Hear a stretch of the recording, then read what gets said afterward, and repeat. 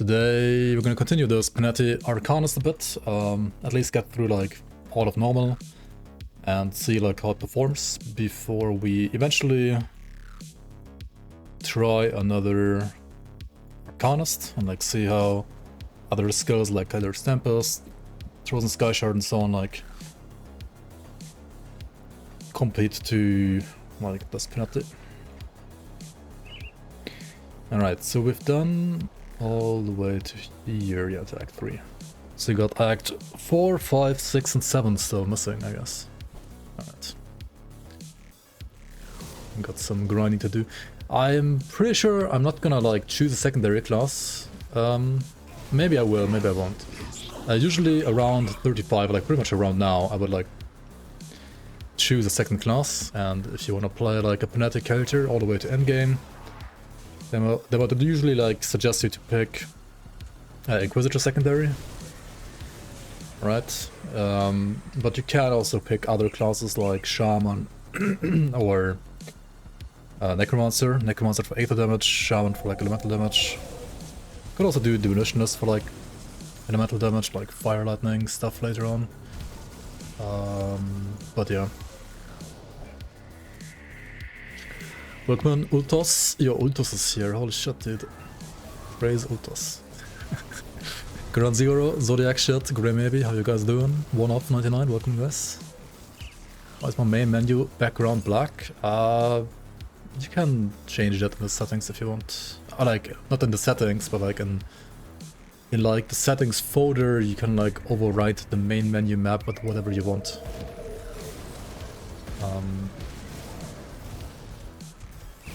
Like it's possible. It's actually better like this if you want to like do screenshots, right? If you like want to do a screenshot of your character and you want like just the character, right, and nothing else, then you can have like a nice black background which you can later then like it's like easier to cut out your character basically, right? Like the chroma key the background. Right? It would be easier if it was a different color than black, but I mean black is like better than some random ass environment. It's not like something I would like recommend you doing though, to be fair. I mean unless you want to like do YouTube thumbnails yourself and want like to put your character on there, right? Then maybe it can be helpful. Next squad, welcome. Hello. Actually, I just said I'm not gonna pick a secondary, but maybe I will. I'm not sure, actually. Because on one hand, like, I would like to see, like, how it's just pure Panetti would perform. On the other hand, it's, like, kind of unrealistic to, like, not start picking a secondary right about now, right? I mean, after, like, maxing out this and that and maybe this, there's really, like, nothing else to, like, put points. Okay, I guess, like, here too. But also your HP is gonna be like so bad, right, if you like continue playing solo Arcanist. We'll see. Panetti spaghetti, yep.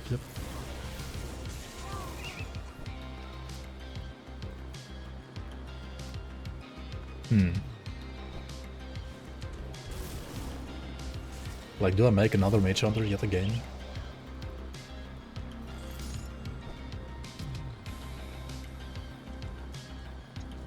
Maybe.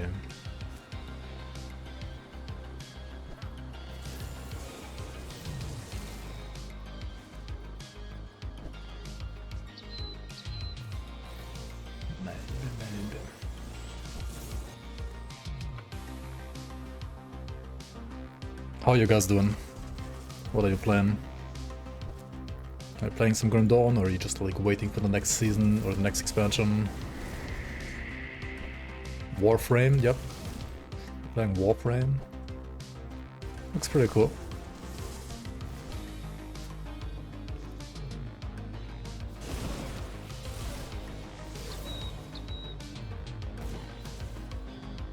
Monster Hunter? I've actually like never ever played a Monster Hunter game. I mean, it looks cool, but for some reason like never got into the Monster Hunter stuff. Playing too much PoE 2, I guess. Understandable. I would maybe play some more PoE 2 too. But also... Actually, there is not that much right now in PoE 2 that makes me want to like play the game. Apart from maybe like pushing my character further into endgame, like eventually like trying some endgame bosses. But I feel like, okay, like the bosses are gonna be like probably really cool to play, or like to fight. But the maps, like getting there, it's really not like that interesting, I feel like, the endgame right now. And also it's like so painful like to get certain like items, like it's literally just Gamba, right? Like you do a couple maps, you get like no items, you get some gold. I mean, if you're lucky you actually get a drop, but otherwise you just get like gold, and then you Gamba for a couple of rings, and then you don't get like the amethyst ring for Chaos Rest, and then you're like, okay, well, just gotta do the same shit over and over, right? I don't know. It really feels like the gear progression slows down even more so than in the campaign, like massively in maps, I don't know. I mean, I know it's an RPG and RPGs are more often than not on the grindy side, but you know, I prefer like Rundon's progression, at least for endgame. Or progression speed, I would rather say maybe. Okay, so like this and this for damage. Wait, no. This and this for damage. Or like this for damage, this for defense. Something like that. First character can be rough. Yeah. But like, when does it stop being rough? Once you have like all rest capped and you can like run juice maps and you have like 100% magic find on top, like why the fuck do you have to give magic finds like that? I think that's like, I think they should like delete all magic find and like just give you like 50 to 100% magic find by default from level 1. At least in my opinion. That's, if they did that, I think the game would be fine. For SSF. But I mean, the game's not made for SSF, right? It's made for trading. And SSF has like nothing to compensate, so... Yep. Melee feels really hard. I think melee is fine. Like, I tried spells. Spells feel even worse, at least in hardcore, because you just die most of the time and also deal no damage. At least Mace like deals damage. I don't know. I think spells deal less damage than Mace, from what I've seen.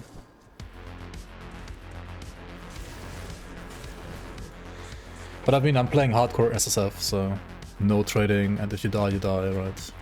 And for that, I think Mace is actually fine. Like, Mace is really good for hardcore SSF, I would say. I guess Invoker is maybe better.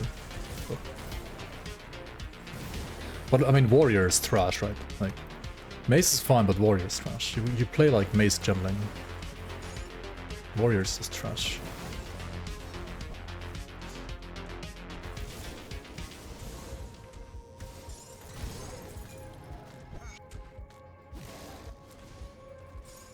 And even once you get gear, like Gemini also like scales harder into endgame.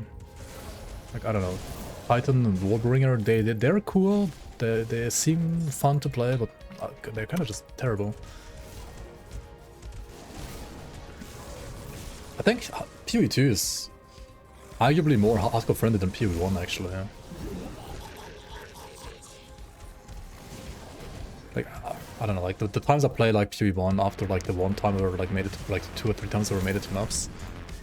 I kept dying like in late campaign acts to some random bullshit you just don't see. Like PoE 2 is at least has like way better visuals and so on, like it's easier to dodge stuff in my opinion. More friendly or less unfriendly? I mean, same thing, right? Yo, Marceline, welcome on. Hi, glad to find you live. I just wanted to know that your guides are awesome and helped you a lot in Grim Dawn. Glad to hear that, man. Welcome. Turns games... trade turns games into jobs, see RMT. Well...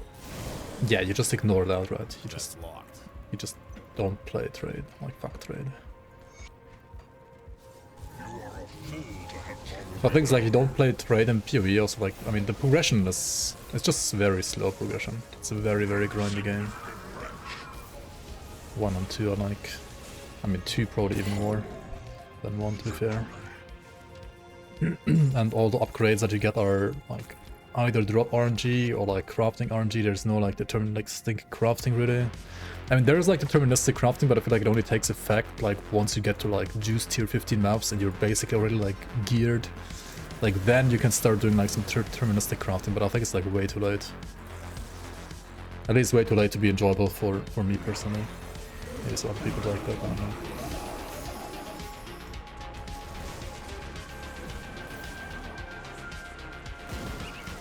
Yeah, PoE 1 is like better for SSF right now than PoE 2, I guess, because it has like better like, crafting systems. But I also would never play PoE 1 ever again. I think it's not a good game. Like it's, I mean, it's a good game, but it's, and it has like good systems in it, or like most of which are like better than PoE 2, arguably. But it's just not fun. Yeah, PoE 1 is just not fun for me. I just don't like it on a personal subjective level.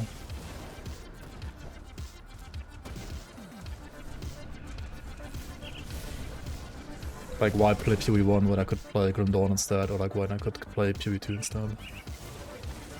I think PoE 2 is a much better game than PoE 1, but it is missing many systems.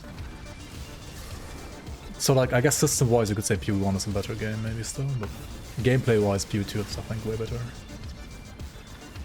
And I'm not talking about like Herald of Ice gameplay, like that shit needs to be nerfed and will be nerfed anyway. Playing games for fun, really? Imagine that. Panetti Spaghetti is good now, yeah. Panetti Spaghetti is definitely viable now. You can play Panetti Spaghetti. Playing games for fun, right? Imagine, crazy. Yeah, for early access, you're having a blast, kind of waiting to see how the rest of the classes are going to feel, yeah. Yeah, that's also like one of the reasons why I can't like play the game all too much right now. There's like just too many things missing. Like so many, like 2/3 of the classes are missing. And I also think like about 2/3 of the like weapons, or at least like half of the weapons are missing. Which means also like 2/3 of all the skills are missing. So it's really like not that much variety right now, I think. Because you don't have enough like skills and weapons and not enough classes. There isn't that much like replayability. I mean, there would be more replayability if the endgame was like actually good, but I don't... Like, endgame feels pretty much like Last Epoch endgame. Arguably worse, even. The bosses are better, sure, and the campaign is better, but like... The maps themselves are worse than Last Epoch, even. I would dare to say. And some of the map mechanics are... I guess maybe better, but like the map layouts and like... You have to kill all rare enemies. And it doesn't show you where the rare enemies are unless you're like at, I don't know, 80% of all enemies killed. And you have to like backtrack so much, I don't know. Not the biggest fan of that. Could have made like the endgame maps a bit more linear maybe. Like I think like non-linear maps like exploring is totally fine for campaign. And Grim Dawn has a lot of that. Exploring and so on going on. But for PoE, endgame, I don't know. I mean, Shadow Realm is not about like Shadow Realm doesn't force you to like backtrack and like full clear either, right? Like Shadow Realm is just like you kill mobs and depending on like what you kill, you get like more progress. But once you've gotten like full progress, you can just like advance to the next map, right? I don't know.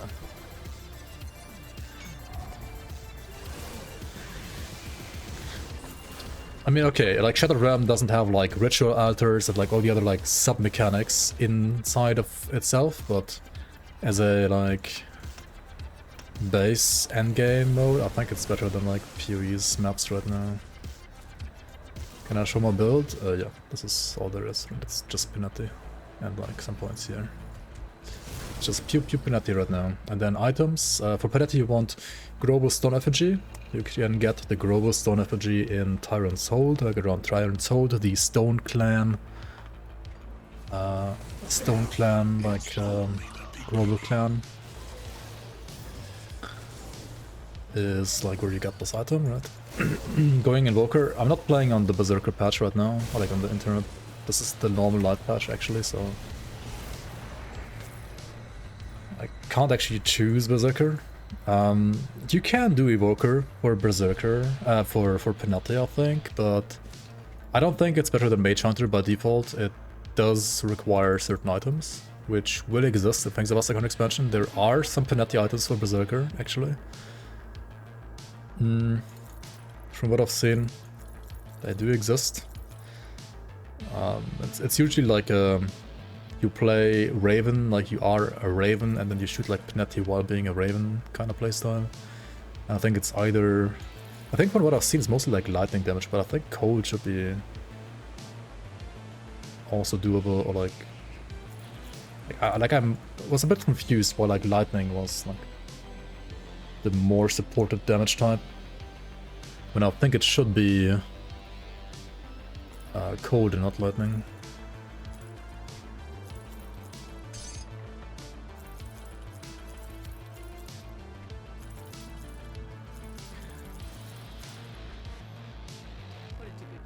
What would be a fun first 8th damage character? And don't say 8th array. If you don't want to do 8th array, you can do Panettis. You can literally play the skill and then get like a medal. Like you can start doing like 8th devotions and like literally play a skill the same as me. But then like in Act 5, right? In Act 5 you're gonna have a decision. Like you're gonna have to do a decision, right? You can either play Elemental Panetti with a medal from the Wenigos, or you can play Aether Panetti with a medal from the Slathzar Snake Boss from Ancient Grove. Right. You can also do Rhythmic Blasters, true, if you want to do like dual pistols. You can do... I have a Rhythmic Oppressor guide, I think, like starter playthrough that as well. That was totally acceptable too, like all the way to Lokarn, I would say.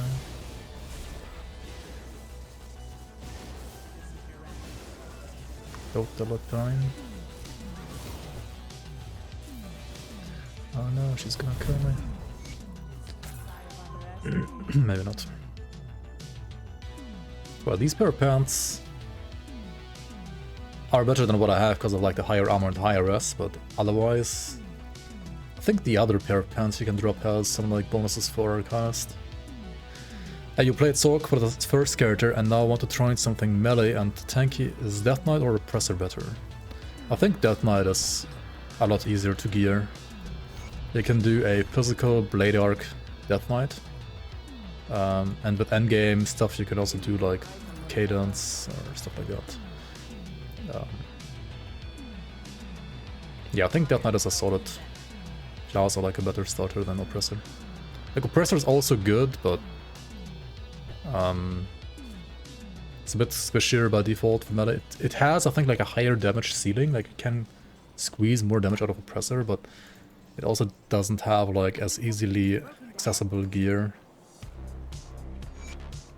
Like Death Knight has very easy to get like halberd, two-handed halberd, or like two-handed spear here in Lost Oasis. And then you can just like do physical Blade Arc very comfortably. Also, Aether Stormbox, it's good with gear. I would say it's worse than Lightning Stormbox without like gear. I mean, when I say like with gear, I mean like harder to get like random endgame gear, right? Whereas Lightning Stormbox you can just play like, I don't have it right now, but there's like an amulet from one of the wasps, right? From Runaprox.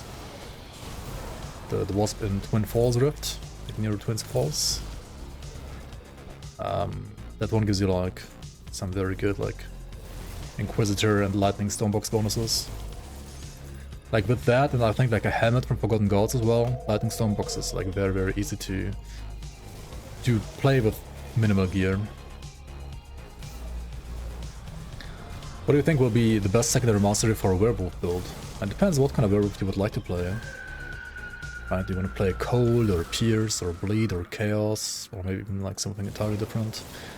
But I think like, especially like Pierce, Bleed, and Chaos are like the 3 default damage types you can like play without like any gear really. And when it comes to synergizing those, I would say... Well, for Pierce, Nightblade is probably the best. Inquisitor could also be fine, but I think Nightblade is better. For Bleed... It's kind of tricky for Bleed, honestly. Like... Soldier can be good, but not like for pure werewolf. You would have to like play something like Blade Arc on top. Like use Blade Arc while in the werewolf form. Or like pure werewolf for Bleed. Probably Shaman actually, like Mystic. And then for Chaos, I would say the most obvious one is Occultist. But for Chaos, maybe Inquisitor could work too, but I think for Werewolf, just Occultist is gonna be better, for sure. And for Bleed, you can also play Occultist actually. Bleed is like Occultist or Shaman. I think the three, like, probably like the three best classes, or like the three most obvious classes that are gonna be like good with Berserker, are gonna be like Shaman, Occultist, and Nightblade, I think. But also I have like very good experience actually with Inquisitor, like surprisingly good. Better than I thought it would be.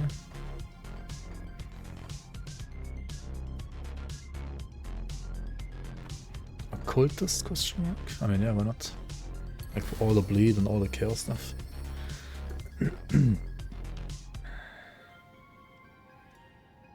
Yeah, Yaroslav, this is just like a pure starter run. Figuring out like how good Panetti feels like now when you... Like if you were like a new player coming to Grim Dawn with Fangs of Aztekarn. All the bleed sources Occultist has... I mean, Occultist has the highest bleed resistance reduction in the game, right? And for bleed damage you just use all the Berserker skills.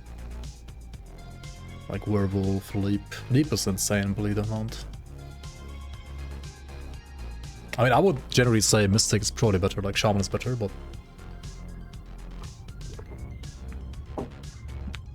It's the same as Shaman.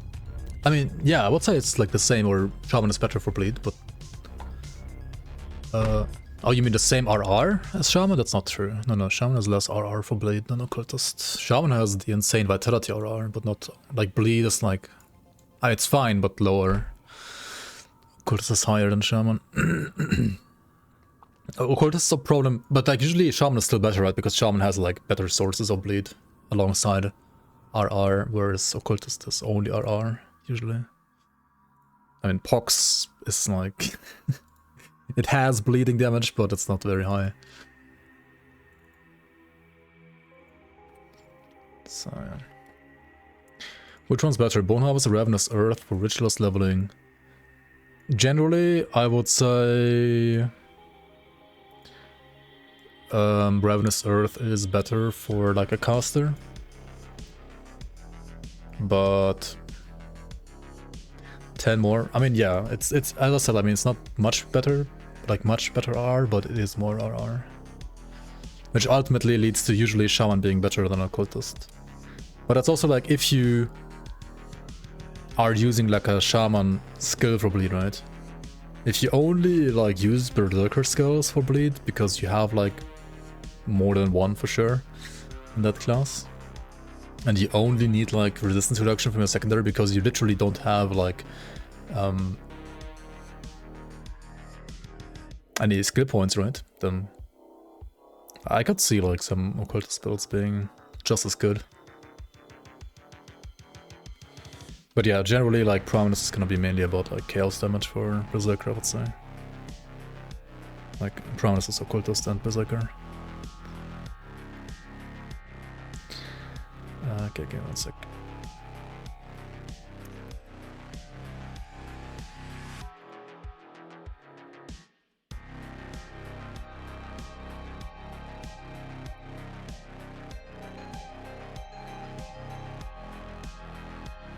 Do you want the Occultist for Chaos? I mean, what else do you want for Chaos? Occultist has like insane... Wait, I was gonna go for Harp next or Dust next.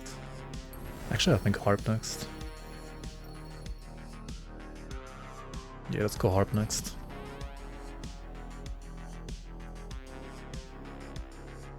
Second right is good for bleed. Yeah, it's better now for sure than before.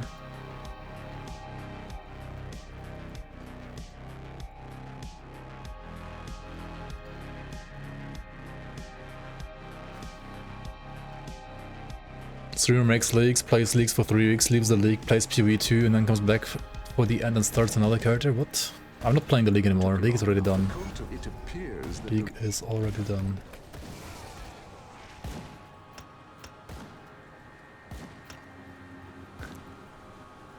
What about Berserker and Soldier?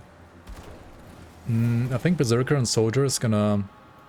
Like, if you wanna play like a physical Thane, it's gonna be very gear dependent, because like that class is not gonna have any physical resistance reduction by default. So you would rely on items giving you like physical resistance reduction to like Bone Shredding Cry, for example, which I don't know if it's gonna happen that much. If it's gonna like exist that much. Bleed damage, however, is gonna be, I think, like Bleed Blade Arc should be very good for Thane for sure.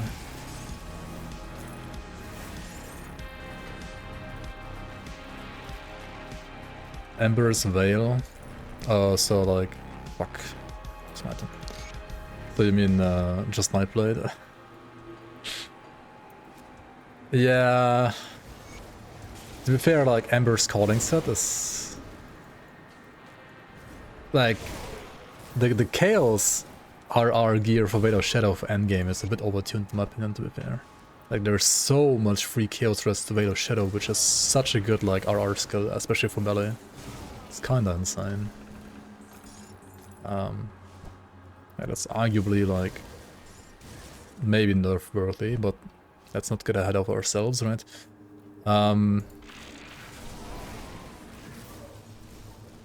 Yeah, but I think like Prominence is gonna be like pretty good for chaos stuff for sure. Especially like pre-endgame gear. Like with endgame gear I can see like Reaver, Chaos Reaver being really good as well for sure. But like Ember's Veil, for example, Ember's Calling set, not that great. Yeah, the combat is like insane. Max Rust is too much. I mean, all the comics have like max rust, right? And not all of them are like insane. It's just like the value that you get from the Veil of Shadow mod is maybe like too high. Generic coordinates shouldn't exist. I mean, I think that's fine for them to exist. I don't think like getting Aether on Chaos Resistance Reduction to the Shadow is like that generic actually. I think it's not generic at all. But the values are just too high.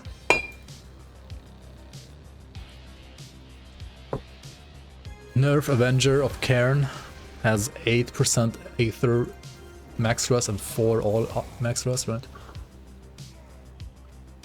It's generic at this point. Why? Because every Nightblade has a Chaos Nightblade? That's not true, come on.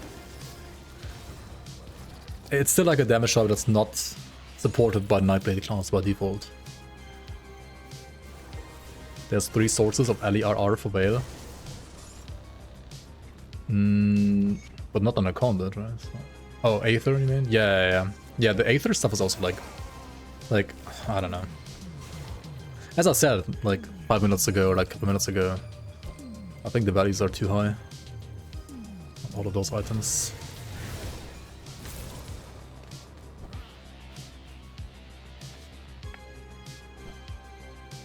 Chaos on Fire has a full set.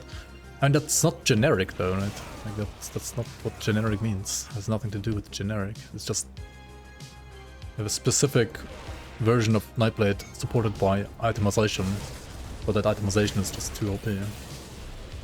That's all it means, right? How is that generic?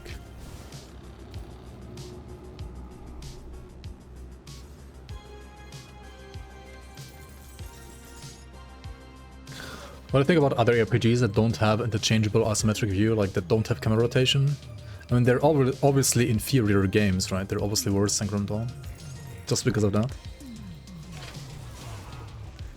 I mean, I didn't miss camera rotation all too much in PoE2, to be fair, but it is definitely very nice to have it.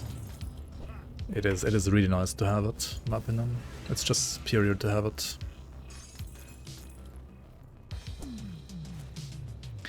Not a niche archetype at this point. It's not a niche endgame archetype, I mean. It's still niche for anybody who never got 100 in Grim Dawn, right?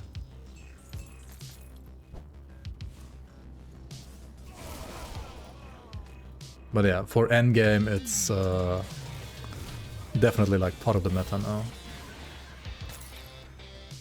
That still doesn't mean it's generic, just because it's endgame meta.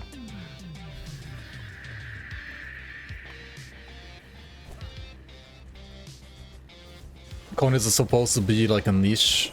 I mean, niche... Okay, there's a difference between like strong and niche, right? Niche doesn't mean unplayable or like worse than the meta. Niche can still be meta. At least in my opinion. Like something can be a niche, but like really fucking good at that niche, right?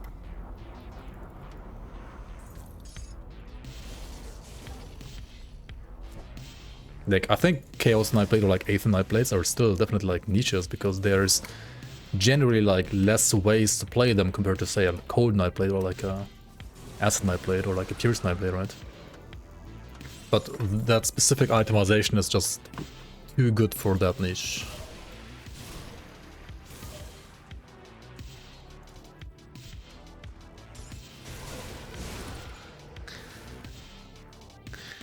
The argument is basically saying that the Nightblade Conduit should not have Aether and Chaos Resistance reduction because that's too generic. And I don't think it's too generic, I just think the values are too high.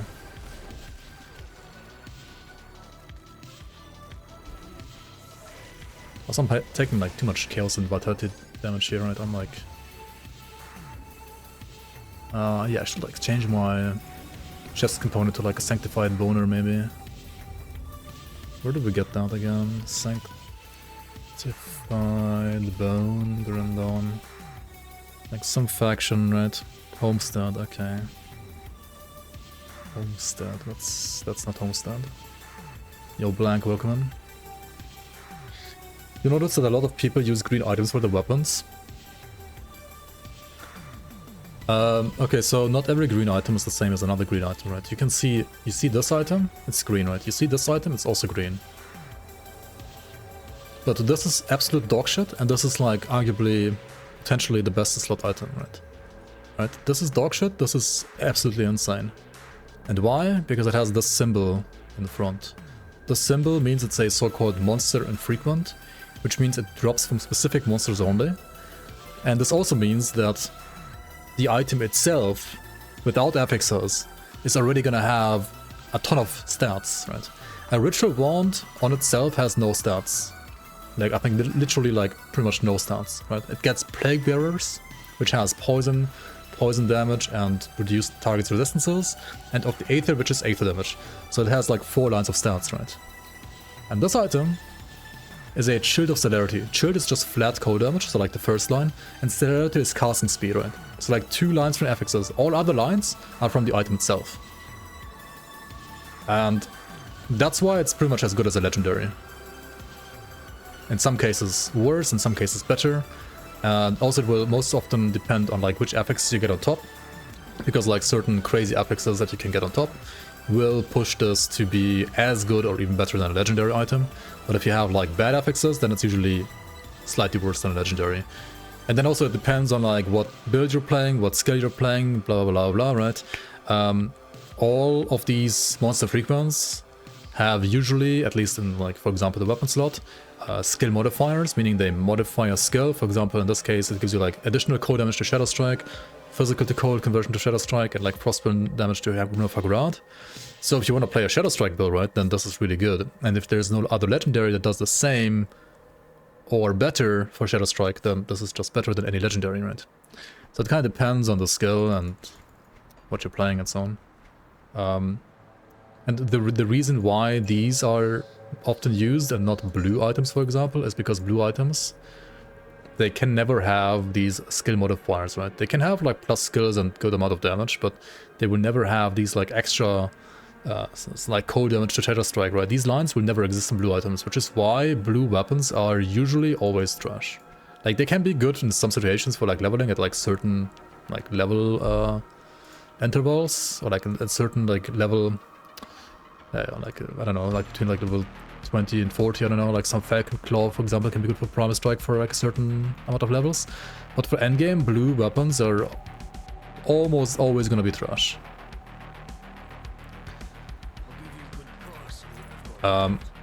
Which is also like why for endgame, right? You can remove these rares from your filter, but you should never ever remove monster and freak ones from your filter. I'm gonna like drop these 2 items again, right? You can see both right now. If I remove this rare, you can still see this item, because this is the actual good item, right? The others are... These 2 aren't like that good. But it's also like heavily depends on the slot, right? For example, there's only like certain slots where it can have skill modifiers, right? Like weapons, offhand, shields and so on. They can have skill modifiers. Amulets can have skill modifiers, medals can have skill modifiers, gloves can have skill modifiers, and helmets can have skill modifiers, right? Chest, pants, boots, rings, and shoulders can never have skill modifiers. So for example, a blue pair of pants is usually always gonna be comparatively better or like more viable than a blue weapon, for example, right?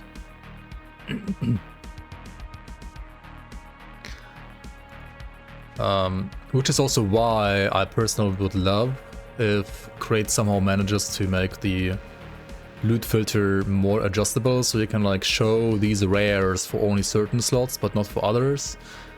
But currently you can't even do that. Does it work right now? No, it's only armor, but you can't like filter. Like I would like to have rares on, but like only show rares for like shoulders, pants, boots. I guess for leveling was for gloves, but like not for helmets, for example, because I really only like want monster frequent helmets and so on. Which is why I think the loot filter is like too basic right now and could be better. But we'll see if it gets updated or not. It's always like tons of work to do UI stuff, but we'll see. Maybe they will, maybe they won't. No item modifiers on blues, lies, mythical Widow of Fate. Yeah, there's like 1 or 2 items, that's true, but like those aren't really worth playing most of the time either. Oh, I can't craft this yet because I don't have enough reputation. Unlucky. Okay, oh well.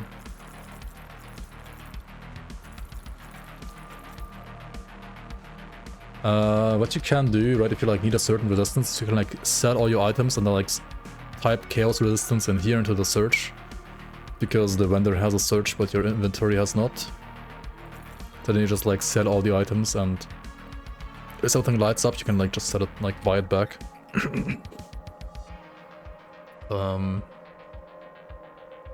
Like maybe I should play this one instead of this. Yeah, this is gonna give me more chaos rush. The vitality rush is obviously from the component.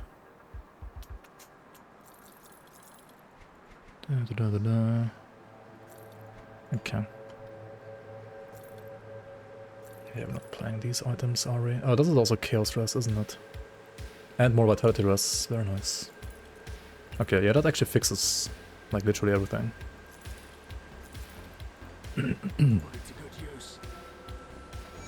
Cool, cool, cool.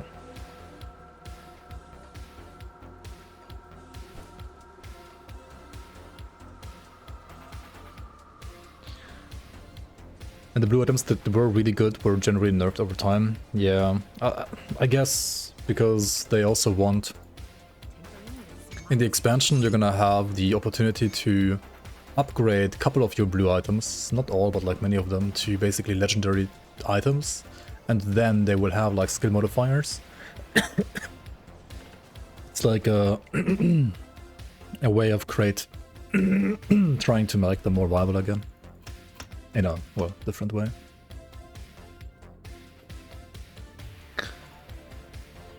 Okay, we fixed the resistances for Logarian, that's nice, that's very good, very good. I do have like very low armor and very low physical resistance though, so... Physical damage is gonna hurt me a lot right now. Anything else shouldn't, but physical.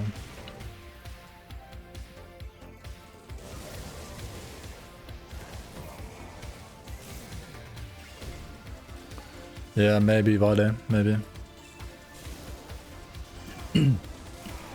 I mean, if you want a certain pair of boots or whatever blue item that doesn't have a mythical version right now to get a mythical version in the expansion, I think your best bet is to write them on the forums, like do a feedback thing and like write about why this item deserves to get a mythical version. Because if you don't, it's like a 99% chance they're not gonna do it, I think, because they're not gonna like bother locate all the blue items. At least I would guess they are not gonna do that. Unless you specifically tell them to look at it. Because there's too many blue items and too many of them are trash. So in their eyes, like the ones that are... The ones that don't have a mythical version, because like blues are so bad, they don't deserve to get like a mythical version anyway, because it's like a waste of development time basically. I think that's like... maybe not exactly their official stance, but more or less their official stance on that.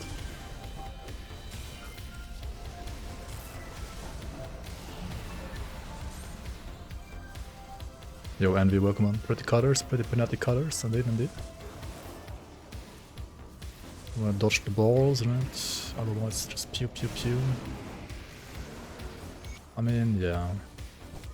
Could be worse, could be better single target. I think it's fine though.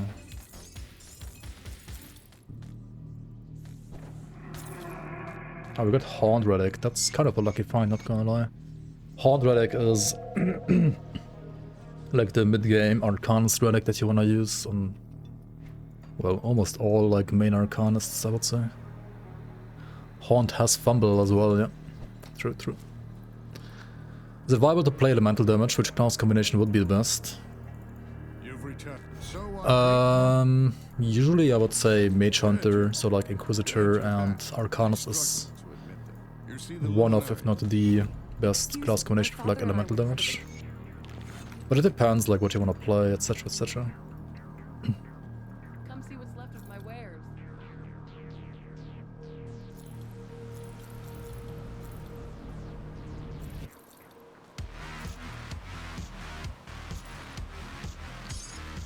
Alright, let's go to the next act. Haunt is even worth using in some endgame builds, that's true. I mean, it's mostly good for Aether builds, right? It gives you like additional Aether resistance reduction as well. And some class combinations that like struggle with Aether damage, or like struggle with Aether resistance reduction rather, can really use Aether Haunt Relic really nicely. Like for example, if you're playing like an Aether damage battle mage, right? Which has like no resistance reduction whatsoever. If you're playing that for some reason, then Haunt is pretty good for that class for sure.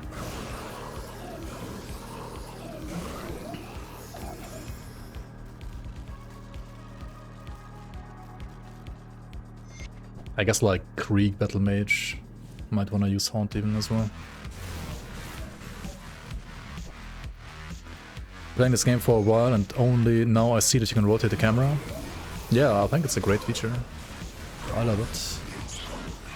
I wouldn't... like, I don't want to imagine playing the game without it. It's very smooth and fast if you want it to be fast. There's like two ways to do it, right? You can either press the turn left, turn right buttons on the keyboard. They turn like this, which is, depending on how you're playing, I guess acceptable, but I think it's a bit slow. So I prefer the enable camera rotation button, which is by default bound to the middle mouse button, which is also like actually the button that I'm using. So if I press down my mouse wheel, I can then like turn my mouse left and right to do this.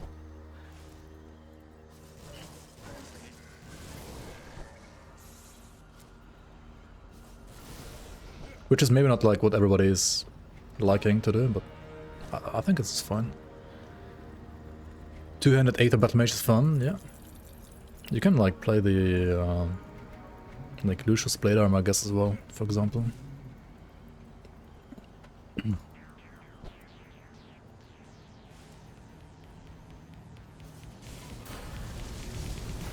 Wait, what do you actually play for? Oh, you can also do the Cadaver's Tempest Battle Mage, right? It's like a green item for Aether Cadaver's Tempest Battle Mage. You rotate your camera only at level 1 to get the low note. Fair enough.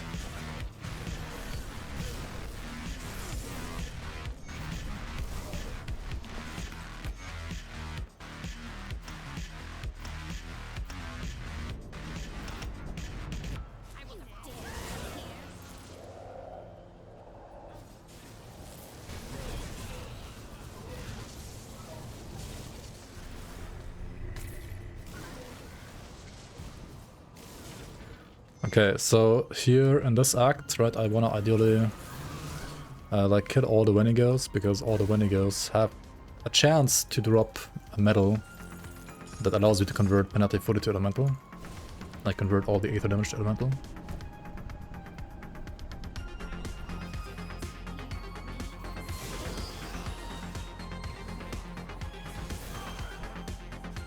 You also use it only once on each character to get the note in Devil's Crossing.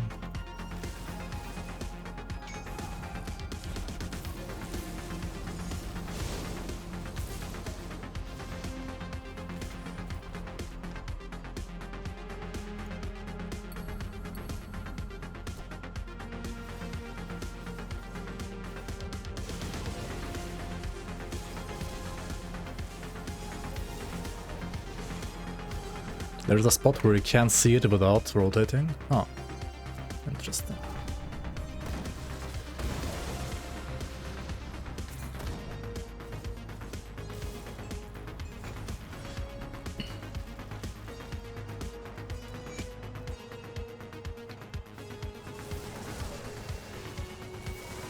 Do I want to use this amulet? It is a DPS gain, I guess. Even though I lose like some of the fire damage to Vitality. Yeah, okay, let's play that.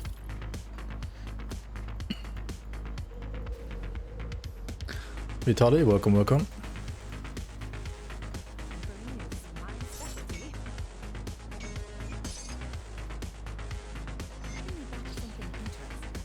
Plus one Arcanist. I don't really like need to take any out any points, right? This is still fine. Just more damage all around.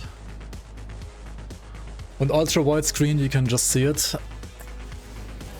Just get ultra wide monitor so you never need to use camera rotating Grim Dawn ever again. Wow.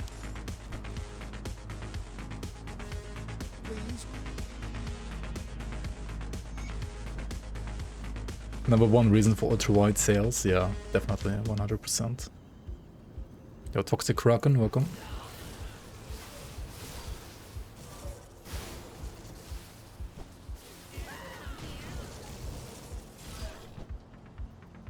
Yo, Xander, good evening. Ultra wide gang, rise up. Oh yeah, you're also a ultra wide gamer.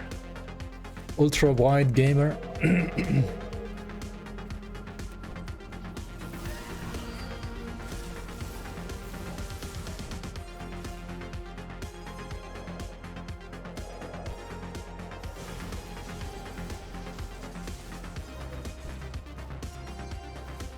But you're actually turning the camera, right? Like, you're not a fixed camera hardliner. Okay, when he goes like, please give me the medal. No. Oh well.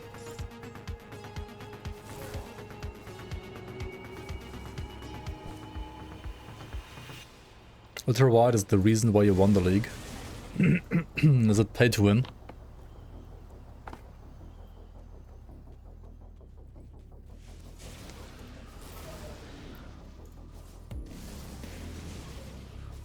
Panetti looks like a great, like, horde destroyer. Yeah, it's very good AoE for sure. Is it the best? I don't know. I think Demolitionist with like a word, with like all the cocktails and grenades.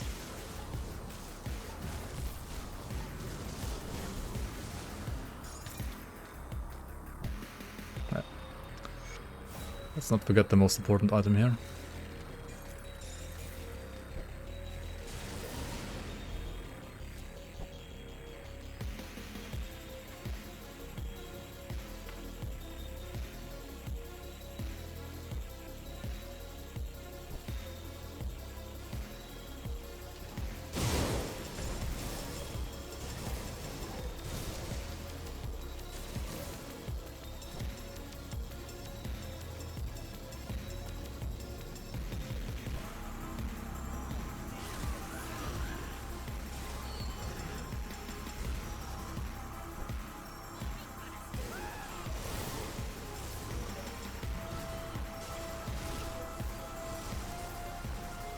greatest AoE is still Force Wave.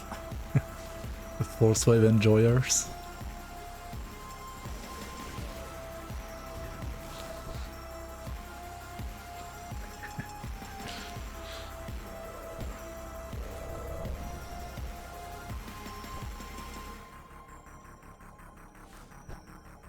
I mean, pretty much every class is like one or two like good AoE abilities, right? See anything you like?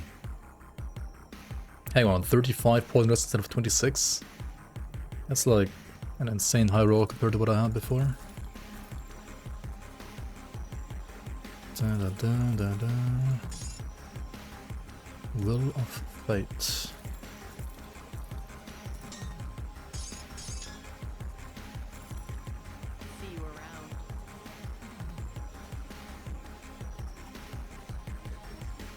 Cocktail enjoyer, yeah. I'm a cocktail enjoyer myself for sure. Cocktail, canister bomb, grenado.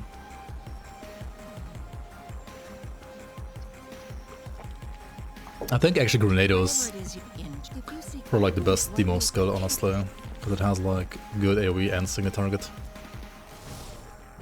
too.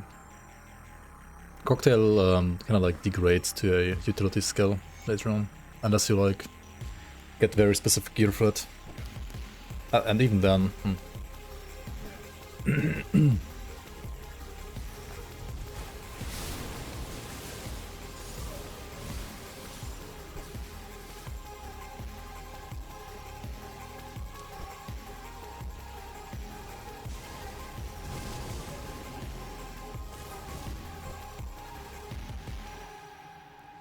How's the run going? So far very smooth, I would say. Decided on a second master yet? I mean, if I were to actually like get the scared character to endgame, then I would 100% go for Inquisitor, right? Because I want to play Elemental Panetti, and Elemental Panetti is just overall the best of Mage Hunter. But I might want to keep it as like solo Arcanist for a little bit longer.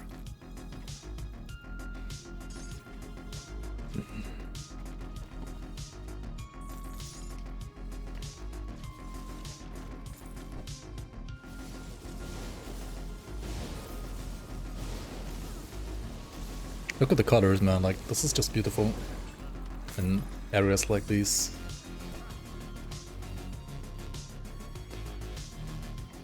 Level to 100 and way to pair it with Berserker with Astakarn? Maybe.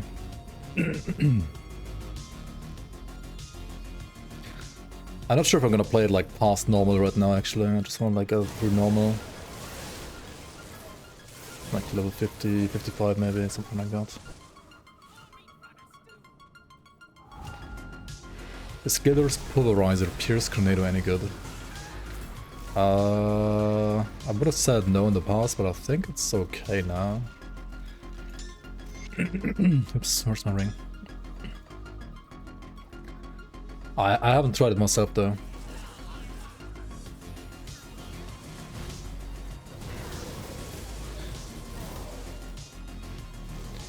Enabling dynamic shadows and light for all projectiles in PoE 2 looks amazing too. Good luck with performance though. Yeah, I have like everything on lowest at PoE 2 I think. I think even on lowest like PoE 2 still looks pretty nice. Definitely looks more modern than Grim Dawn, I have to say. I mean, it should be, like it's... Grim Dawn's engine is like 20 years old, so...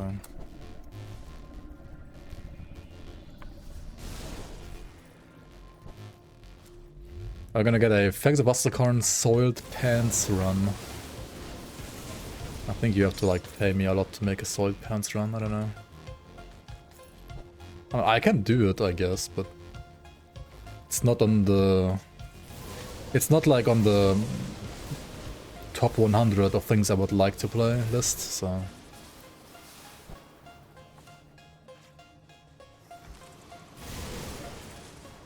Warcry Word of Pain run when... Old man yells at skies. I think Maybe we wait for Fangs of Astakar with that and like wait for all the cries from the Berserker on top. Classless Soiled Pants Run. How much? Oh my god. That's gonna be so painful, holy fuck. So, it's like classless and you have like no inventory, right? The only thing you're getting is like soiled pants, like all the versions of soiled pants.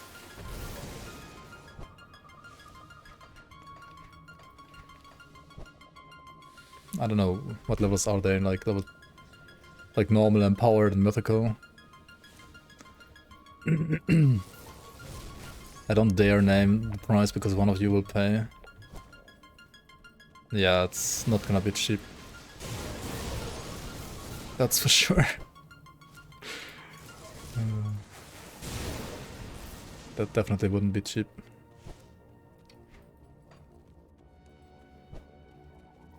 $500,000 channel points minimum.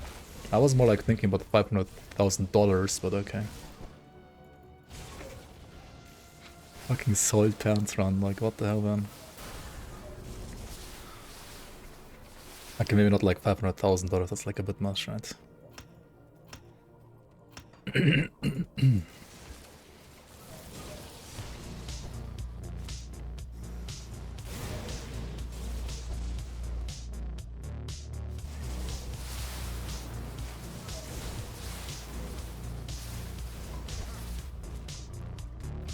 The second do is 350, yeah, exactly.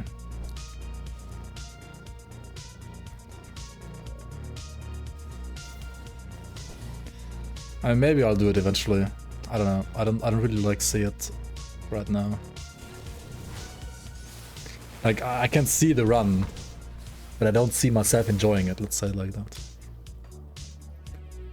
Needs to be Deceiver? No, it's classless, right? Not Deceiver. It would be classless. No class at all.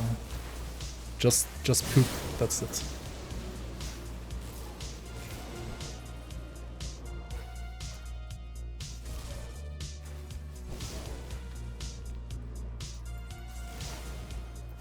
So like you can like literally shit on the entire game, right?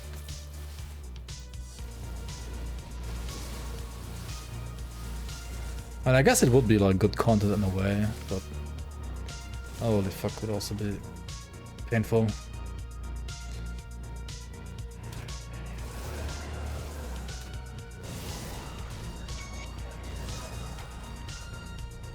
Okay, what do you think is a reasonable price? 500,000 channel points, right? I mean, that's like $1,000.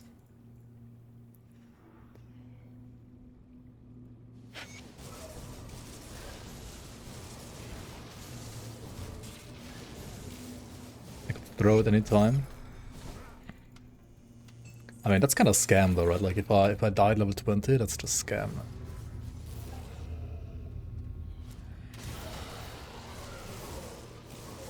I don't enjoy suffering, why do I play hardcore then? I mean, I don't enjoy dying in hardcore, I enjoy the thrill of hardcore. The thrill of like, oh shit, I almost died. But actually dying in hardcore is not really that fun.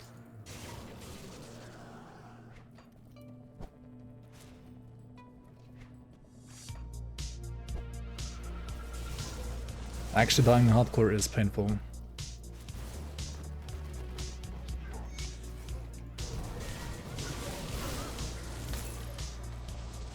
That's what GD Stash is for. That's no fun though. The thrill of oh shit versus the thrill of throw shit, not too different. Yeah, but like one is fun and the other one is just shit, right?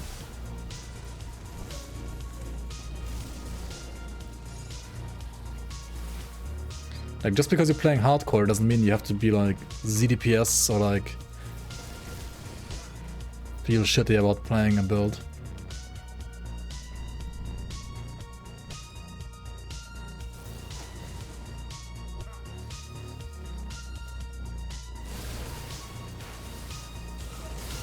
You're a giga pussy in real life, I guess that's why I need my thrill fix with full loot PvP and hardcore ARPGs in video games since 1999.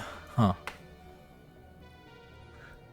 If it ain't fun, don't play it, they say. Yeah.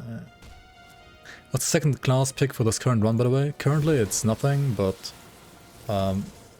if I was to suggest a secondary, especially for elemental Panetti, then it would pretty much like 9 out of 10 times be Mage Hunter, so like Inquisitor.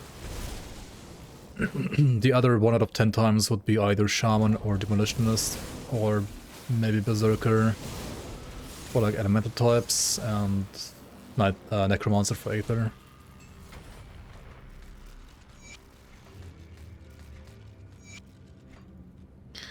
Do you think it would be some sort of retaliation damage build? The soiled pants? Yeah, that could be like a way to make it viable actually. That's probably like the best way to play soiled pants with retaliation damage.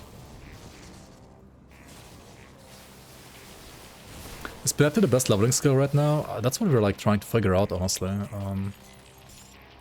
Whether Panetti is better or faster than, say, like Frozen or...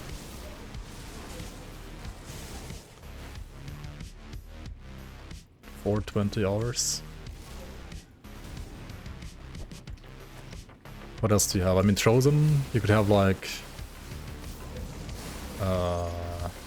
Elder's Tempest, Aether Ray. But Aether Ray is well, not something you can play from level 1 really.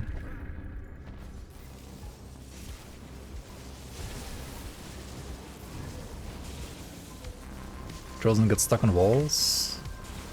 Stuck on ceilings, yeah. I mean, you need to like know how to play around the ceilings. That's true.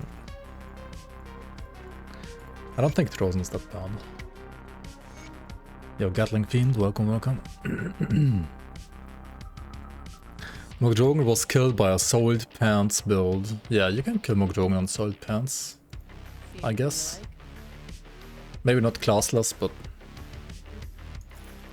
certainly on, say, like a Warlord or Sentinel, I guess, as a retaliation build. That should work. Leg plates of Valor. Now, these I always do like seeing, because they're always very good. I don't like that I'm not seeing my Wendigo Eye yet, though. Like, I'm missing my monster and frequent still to make this build pure elemental.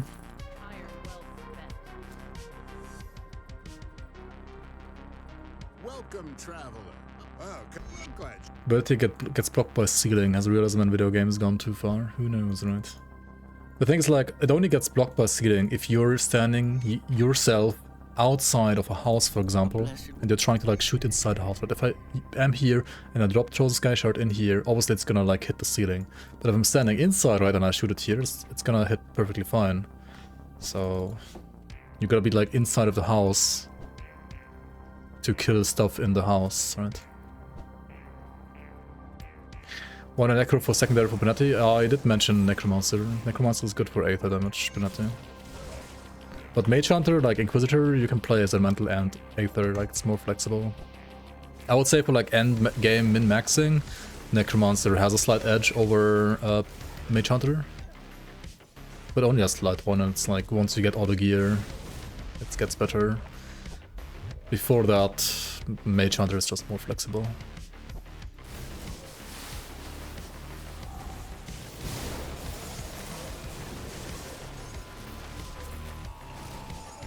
And also I personally think that Inquisitor is probably like a bit easier to play than Necromancer 2 for like a new player. Like Necro is, I don't know. Necro is, in my opinion, like arguably the worst class right now. Like, the worst class in Grim Dawn doesn't mean unplayable, right? Like, it's still great. It has tons of builds that are all like very strong and very good. But it just feels like worse than all others. Like by a tiny amount. Like the classes are all like very close to each other in Grim Dawn, I would say. Defiler Pog. Why? Because of Mark of Torment? I mean, okay, it's like it's harder to play because it's like all the defenses are proactive, right? You have to like press Ill Omen or like your Ravenous Earth to get damage reduction debuff, and you have to use Mark of Torment like offensively yourself as well. And especially when you're like kind of new to the game, or you have like fat fingers, or your aim isn't the best, and you can very often like miss aim or miss time your Mark of Torment, or like the Ill Omen debuff like fades on the enemies before you can reapply it and stuff like that. Like I would like Ill Omen to have like a little bit longer like debuff duration actually for that. If you're like obviously more experienced, then that's not as big of an issue, but... And then you can also use Mark of Torment to like reflect Sunder, so like Mark of Torment is kind of like the only way how you as a player can get Sunder onto the enemy, right? So... Necro, like non-pet Necro I would say, is like a big skill issue maybe, I guess. Okay, we actually got the item there. Shrewd of Winterstorm. I mean, Shrewd is like cunning, so that's trash. Winterstorm is at least like some cold damage, so that's kind of nice. And most importantly, it converts Aether damage to Elemental to Panetti, making us be able to like play pure Elemental Panetti with this, which is kind of what we want to do, right? If you're not getting this from all the Venigos that you've killed here, then you will eventually have to like reset your game and farm like areas with Venigos once again. The best way would eventually be to farm the 3 like boss Venigos that you get to find from like a certain Barrowhome quest, but when you're starting out Nomad you might not have the reputation for that quest right away. I think it's gonna like take a bit. Have I ever played Dota? I have played Dota, but not like much. I played way more League of Legends actually. I played some like Dota All-Stars, like the Dota 1 Warcraft mod, quite a bit as a kid, and then like as a teenager, kid, whatever. And then I played some Heroes of New Earth actually. But then once Heroes of New Earth became like buy to play, I switched over to League. Which at the point I thought was worse than HoN, or like worse than Dota. But it was free to play, so everybody played it, whereas nobody played HoN. Or like everybody stopped playing HoN because it went like buy to play. Like HoN going buy to play like literally was the nail in the coffin for them, right? Like HoN was otherwise a really good game I think, and could have become like the next Dota, but they fucked up. They underestimated how like big free to play games can be. Yeah, but Panetti is good damage now, honestly. In like probably all phases of the game, even. Yeah, I had quicker fingers like 10 years ago for sure. I mean, before playing something like Dota or League, I played like RTS games where you need like tons of APM, like StarCraft and so on, right? Hence my name. But yeah, as you go older, obviously you rather become slower than faster. And RTS games like became way too fast for me, and then yeah, I played more MOBA in a way. And even in MOBAs, like or like in League, my main position was jungle, which arguably is the least like mechanically intensive role, right? It's more like strategic compared to the lanes, and you need like slightly less mechanics. I mean, depending on like what you're like, if you're playing Lee Sin, then it's maybe like something else. But depends on the champion, I guess.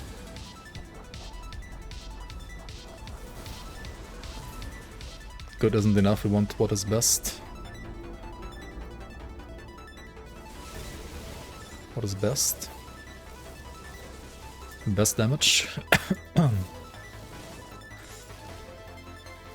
I mean, best Arcanist damage for leveling might be Panetti, honestly, at this point. Seems a lot better than before. And it's like also what we're like trying to find out. After this carriage, I'm gonna like try Trozen and Aether Ray and so on again. And I have a feeling Panetti might be better than all of the others right now, at least. But maybe not, we'll see.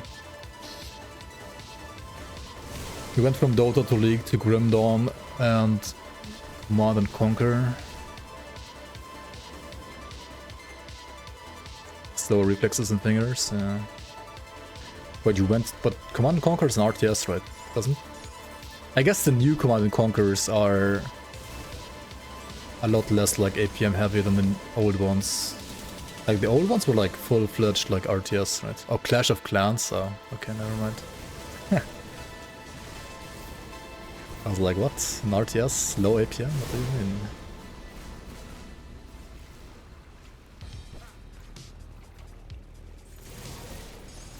Time to join the World Championship PvP tournaments for idle gamers on Facebook for casual dance. Oh my god. I rather would like to play like a league tournament for like only people that are like 30 plus. Like 30 plus like League of Legends tournament. So everybody else is like as boomer as you at least when it comes to reflexes.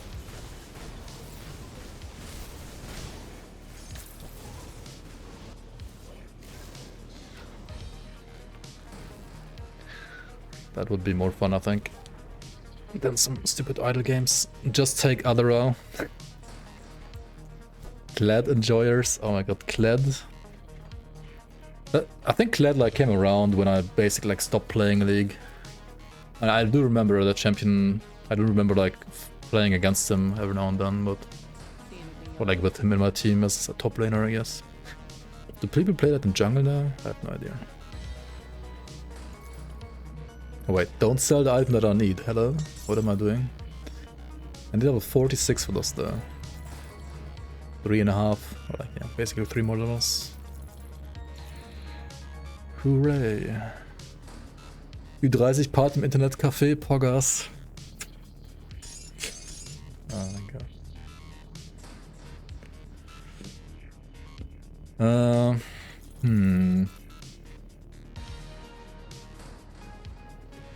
Mantle of the Weeping Eye. This basically is the same that what I have, but worse, because it like doesn't convert Aether to Elemental anymore.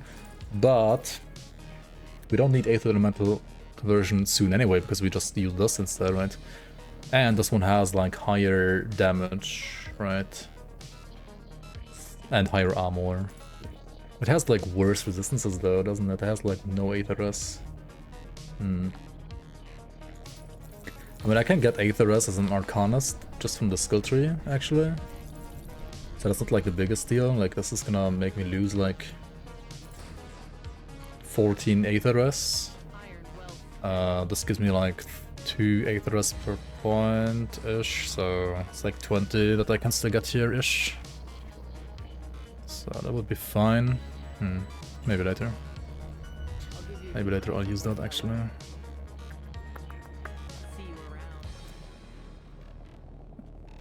I played Darkest Dungeon 1 actually, it's really fun, I agree.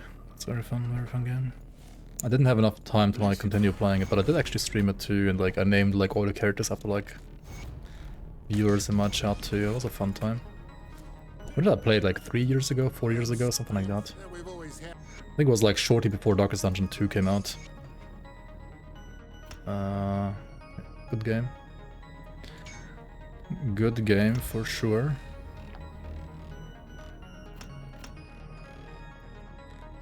Okay, but now Daria? Daria. We deal with Daria.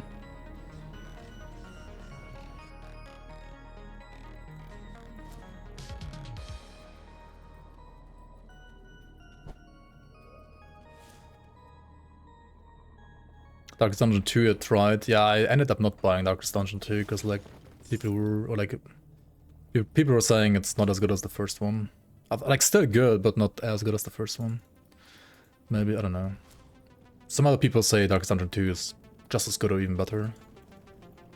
Ultimately, it was too expensive for me to get, to be honest.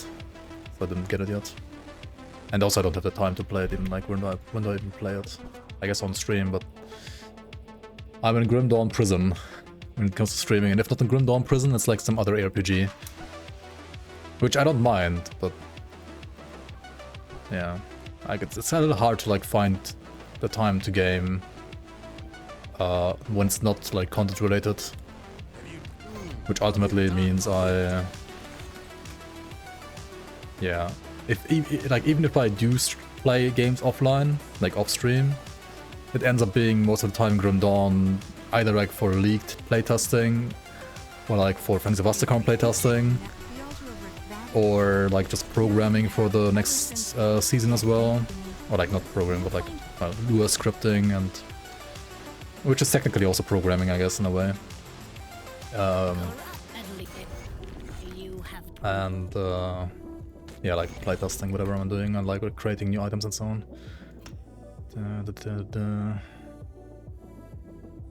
StarCraft 1 Brood War campaign run. Dude, Brood War campaign, or like StarCraft campaign in general, was actually lots of fun, I think.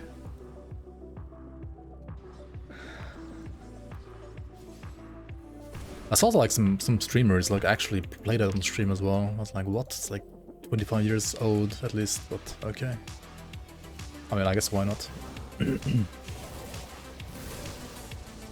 Also remember like the first time as a kid, I wasn't able to like beat anything, so I, of course, like my friends had like cheat codes, right? So first campaign run in StarCraft 1 was like power overwhelming, show me the money, right? And so on. I don't know, how old was I, like 6, 7? Something like that, probably. There is a remastered for StarCraft 1 actually. It's not as shit as the Warcraft 3 one, it's actually playable. StarCraft Reforged? No, not Reforged. Remastered? I think it's actually just called Remastered. Yeah, actually recently played StarCraft Remastered and Brood War 2. Nice, nice. I've never bought those actually. I still think I have like my old copy of the original StarCraft somewhere. But yeah. Wait, where is it even? It should be somewhere here. Huh. Hang on.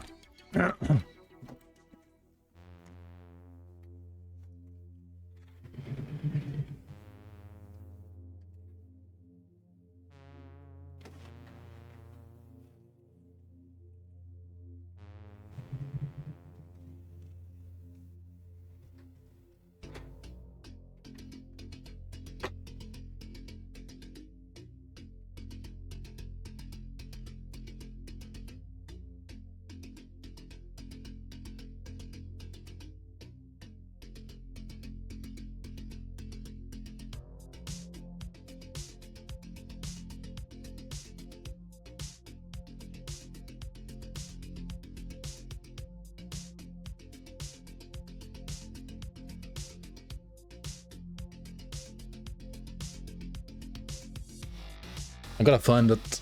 I don't know. I don't have many boxes of old games anymore, but I'm very positive I still have the StarCraft 2, like StarCraft 1 Brood War, as well as like the original like Dawn of War trilogy somewhere.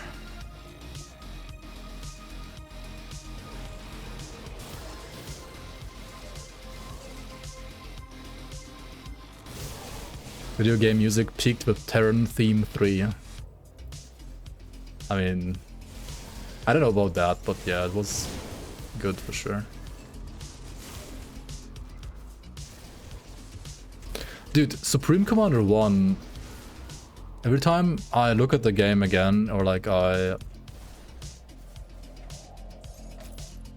think about like launching it for some reason, it still feels like a game that like came out yesterday.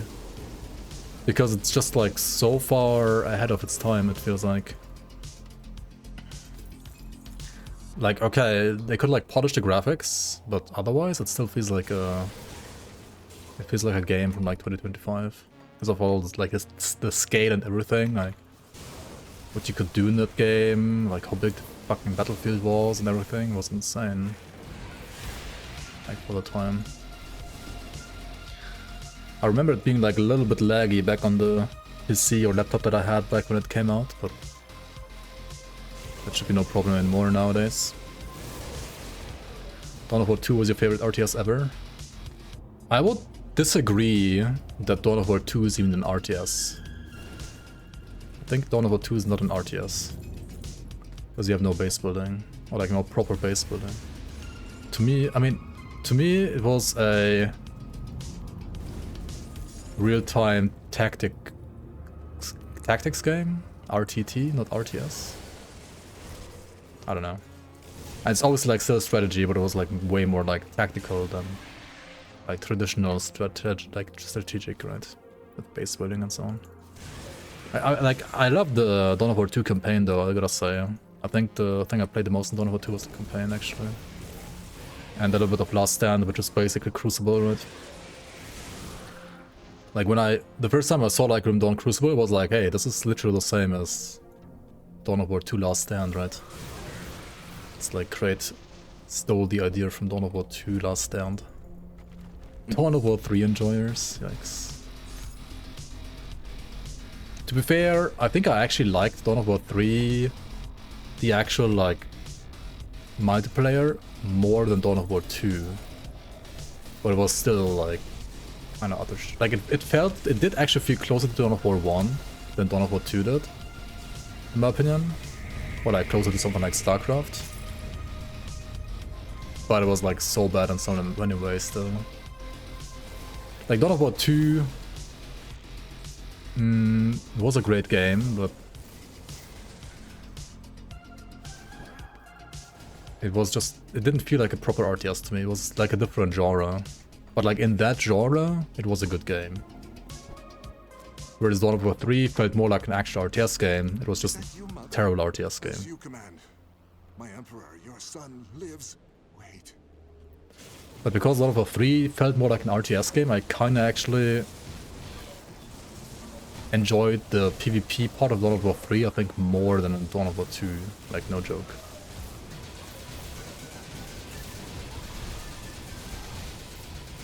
Okay, can Panetti defeat Algrim? That's the question we're trying to answer here. I probably need to manage my HP and energy with pots here, which is not ideal. But also at this level, it's not that bad. Like, it's expected to be like that at this level, to be fair, as well. And honestly, as long as you have like max stress, especially like Q stress maxed, it's not even that slow. Like, obviously in Ultimate, like with proper gear and so on, you can get like way quicker times. But I think that was actually fine. Like, this is totally fine for like a zero gear character. You wanna play Doom 3? Never played Ultimate Doom 3. I also never actually. Turns a shooter into a strategy, does it?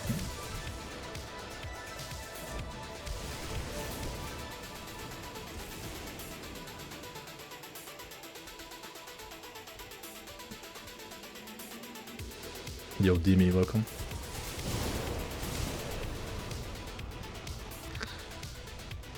And DMT, how you doing? Hence the second part of your message. Yeah, imagine like reading messages all the way to the end, right? As a streamer, imagine doing that. But it barely was an RTS and more of a squad kind of game. I mean, Dawn of War 1 was also a squad-based RTS, but Dawn of War 2 was a squad game, like squad-based. I don't know.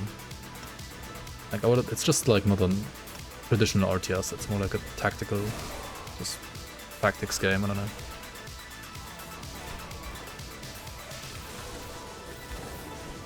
But like all the stuff about like having the resources like be spent around the field as like just capture points and like squads and so on, like that stuff is like the basics of Dawn of War 1 too, right? Like that was part of Dawn of War 1 too.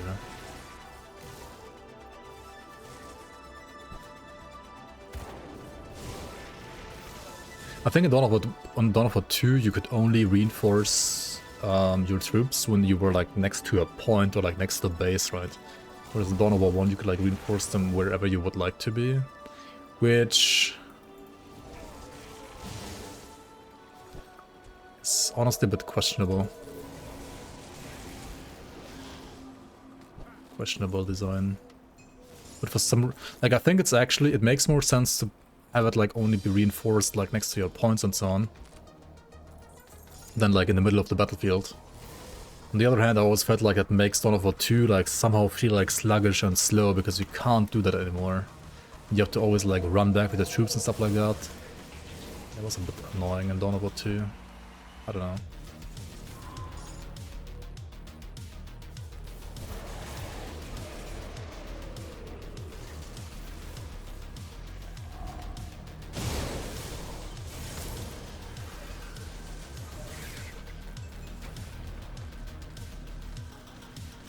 Like you have to think ahead, otherwise you're dead, kind of thing, kind of strategy. Okay, I mean it's still just a shooter, but like a hard shooter where you have to like think about what you're doing and not just blast mindlessly. Makes sense.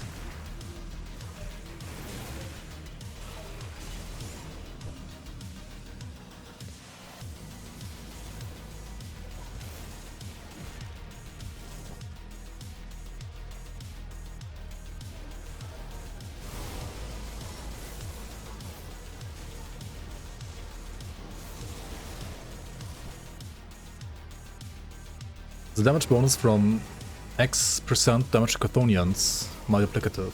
It is actually. So whatever damage you're dealing, if you're like dealing 10% more damage to Chthonians, you're dealing 10% more multiplicatively to Chthonians, yeah. Which is why it's actually a very good stat in certain situations. This is gonna be elemental damage, yeah. One more level and then I can use this metal, which converts all my Aether to elemental for Panetti. Which should result in a pretty big damage boost.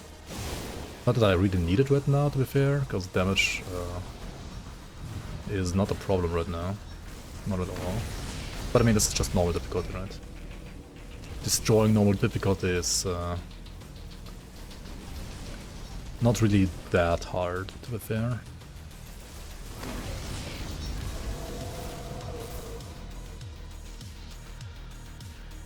So maybe I should play this character a bit in an ultimate too, I don't know. But I kinda don't wanna do that. I kinda just wanna like check out how the early game, or like the normal difficulty at least, like plays on like different Arcanist skills to like properly evaluate them, you know, like towards each other.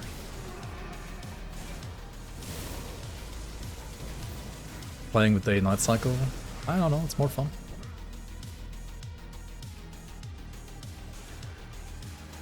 I love the environmental change. I love the cutters at night for Panetti too.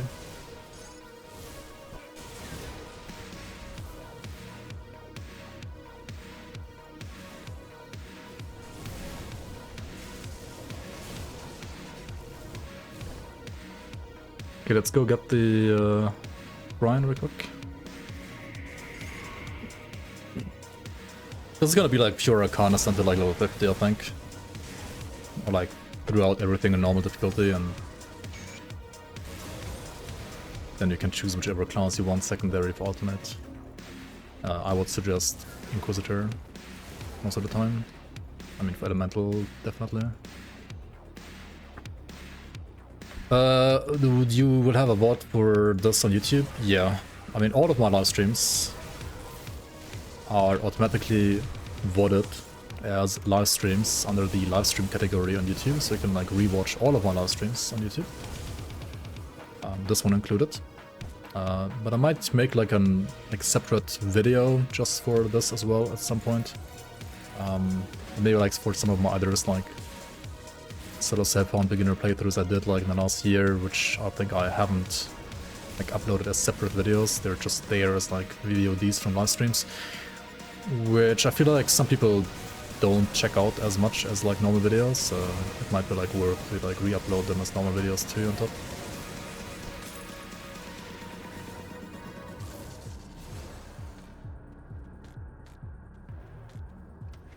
Arcanist one trick pony. Yeah, this Arcanist only knows one trick and it's called Panetti's Replicating Missile. But hey, I mean, if one trick is all you need, then why learn another trick, right?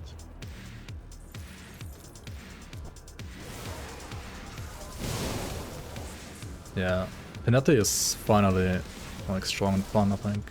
Like, it always used to be colorful and fun, but not really that strong, so I couldn't really like recommend it as a starting skill, because like many other skills are just better than this. But now I think it's definitely on par. Maybe even like slightly too strong, but then again, I don't know. It's probably fun. Rather for a skill to be like too strong than too weak. But then again, if you do that with all the skills all the time, then eventually you get like insane power creep. So maybe like Panetti needs like a small nerf. Who knows? Nerf Panetti to the ground again. I don't know, I think it's fine as it is. I mean, it's gonna be a normal difficulty destroyer, which I think is fine. I mean, it's like a level 1 skill that like most like new players are gonna pick up, so I don't mind this skill being like strong and not feeling like a bait. And also you do need to invest like a lot of points in it, right? Like it's like 12 times 3 plus 16 now. It's like all of the nodes have like flat damage on it. So that's like what, 52 points? That's like a lot of damage, like a lot of points rather. So you should like get some decent damage for that. What did they buff about the skill? So the first skill has higher elemental damage scaling now. The second skill has, I think, very slightly higher aether scaling, but also more importantly, it got like resistance reduction now, like flat resistance reduction. Supercharged, which only used to be like electrocute damage and crit damage, now also has like non-dot elemental damage. And then I think the scaling on proliferation also got increased. Like literally everything about it got like giga buffed. Or like buffed, and which, well, all together means the skill got like insanely buffed. And you can feel that 100%. It is a lot stronger than before. Thanks for the stream. Yo, good night, Gatling Fiend. Thanks for stepping by. Have a good one. Have a good weekend.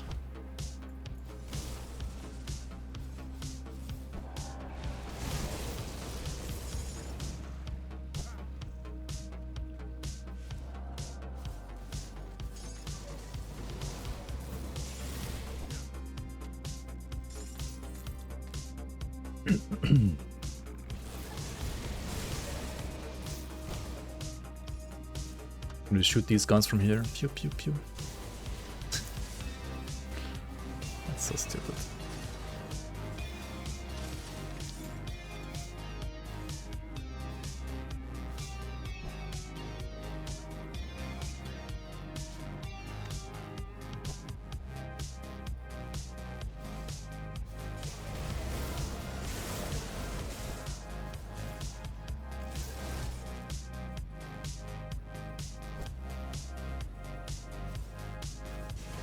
I mean, I expected them to buff Panetti in this patch, but I didn't expect them to buff Panetti like by that much, to be fair. Like, it's really good now.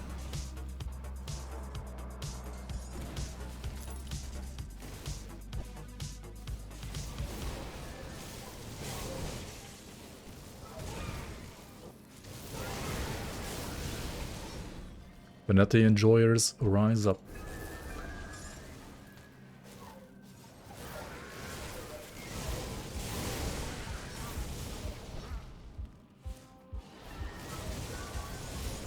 Turning Panetti into an attack replacer would be a big buff for Panetti.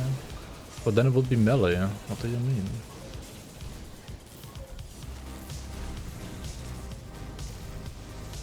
Or like, well, it would need a gun.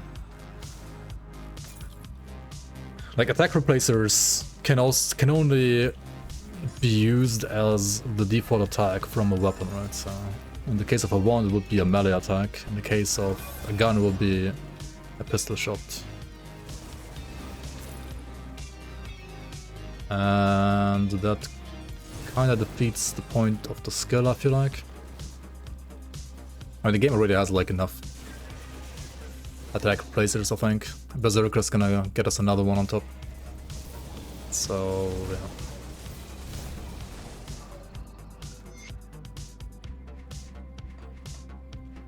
It would be also kind of like weird with like all the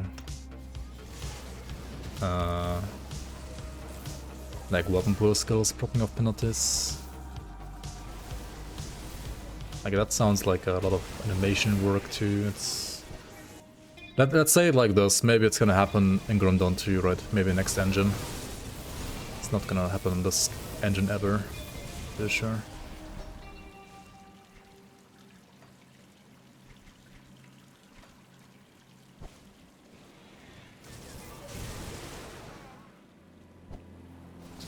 I think a skill that they could change is the Electra's Flash Freeze.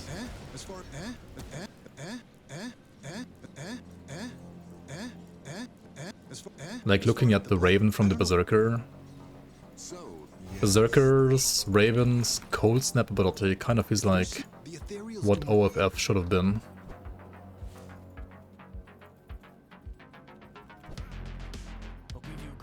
Imagine Panetti with Inquisitor weapon pull skills. I mean, yeah, would look cool for sure. More colors, more projectiles.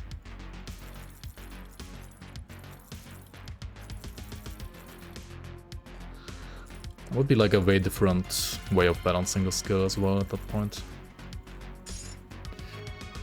Okay, which one do we use here? I mean, both have like a bad prefix, and this one is of corrosion, which has acid damage, so we don't use this one, we use this one. Let's check out the damage per second, and it should go up. Actually, it doesn't go up as much as I thought it would be, but it does go up. Okay, that's nice. So now we are officially applying Elemental Panetti.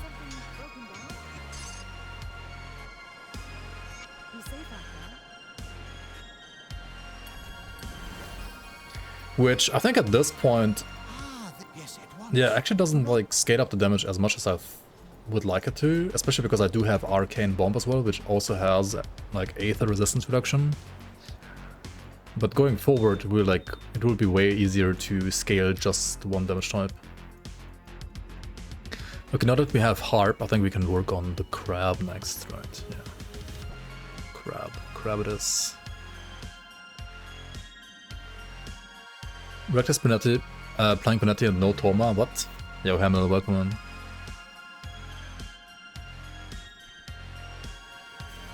Where's my... Do I not have any more, like, movement augments? Oh, shit. Better buy a new one. Döner, Krabab. Yeah, exactly. No Döner Kebab, Döner Krabab. I actually had Döner today, it was very good. I had a good Döner Kebab today.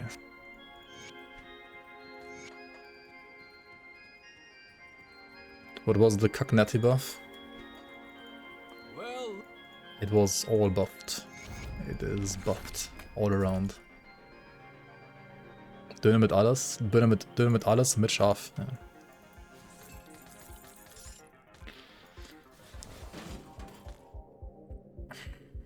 Excellent. Yeah. See anything you like? Exactly.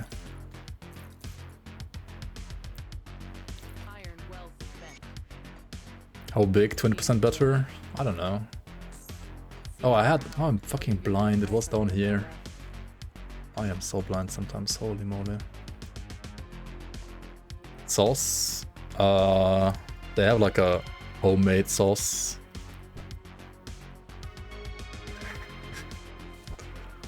It's always the best, right? The one they make themselves.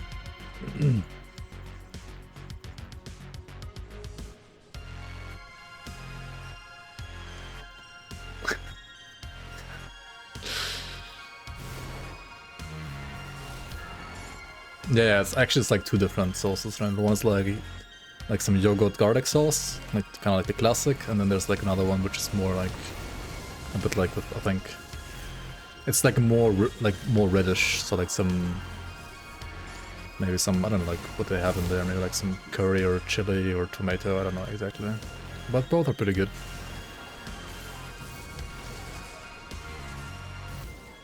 Some homemade sauce, yeah, he should send it. Put it in a package and send it. With ketchup? No, not ketchup. Holy fuck. No, yikes.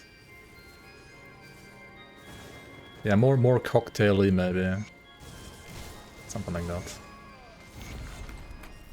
I wouldn't take it like as a standalone. Like it always needs to have like the yogurt garlic sauce for sure.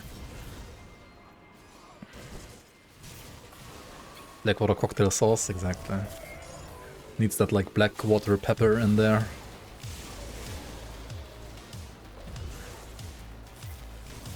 Ketchup is goat. I mean, ketchup is not bad, but like not on fucking Duna, like. Ketchup for kebab is...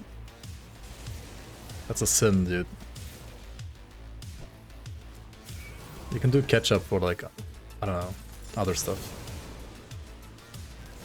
For fries and so on, sure.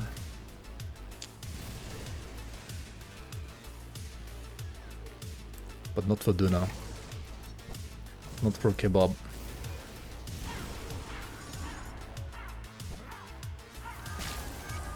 I mean, maybe there was like some tomatoes in that sauce, but like definitely not like just standard ketchup. Currywurst sauce? I wouldn't put that on a kebab either, honestly. I mean, it's good for currywurst, but I think for nothing else. I mean, actually currywurst sauce is like good for like fries and like some schnitzel meat sometimes as well. I would say, but not for kebab. Ketchup only good without sugar. Yeah, but I don't know. I think every ketchup here is sugar. Like tons of sugar in it.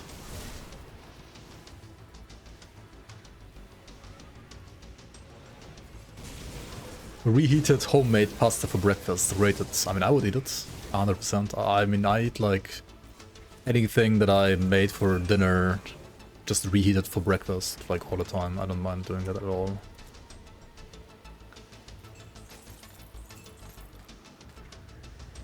I know there's many people who like can't eat that kind of stuff for breakfast, but I don't mind. I can eat it. I can do like cold pizza for breakfast, or like microwaved pizza for breakfast. That's no problem.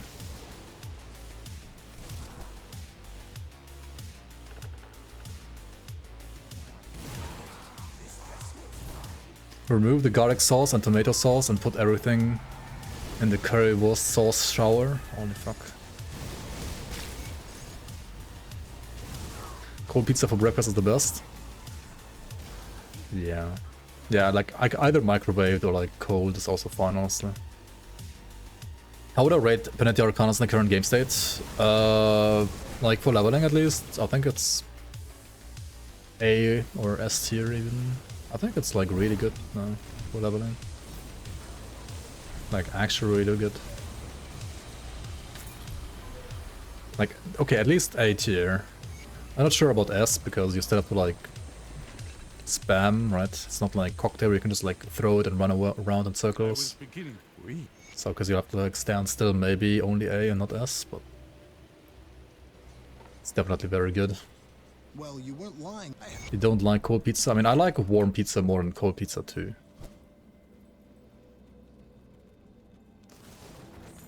Margarita cold pizza is fine. I don't mind like cold capricciosa pizza even. As long as it's pizza, I'm fine. But yeah, I would probably rather microwave that at least. Okay, 22 absorb, this, and this doesn't give me more casting speed at this point, does it? So just like another point here, I guess. Bacon and eggs. Oh yeah, that's the proper breakfast in it.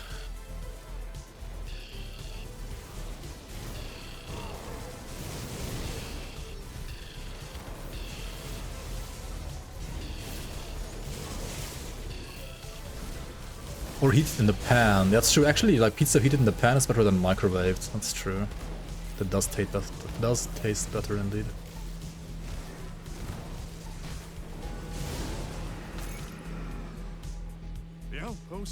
Steak breakfast is good too. I mean, you can also do steak breakfast. Yeah, I don't actually do steak that often, so I don't think I've ever had steak breakfast because whenever I do make steak, there's like nothing left for breakfast. But I didn't do much steak recently, to be fair.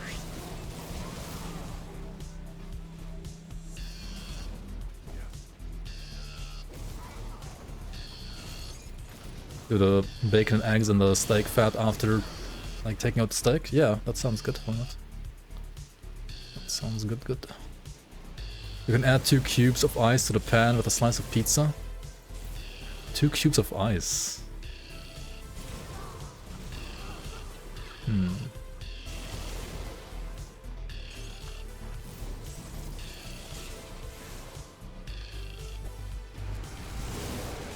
Nothing beats a good old meatball. Or two good old meatballs. Yeah, nah, I do like Swedish style köttbullar a lot as well, actually. Köttbullar is like goat for like random snack in between, honestly.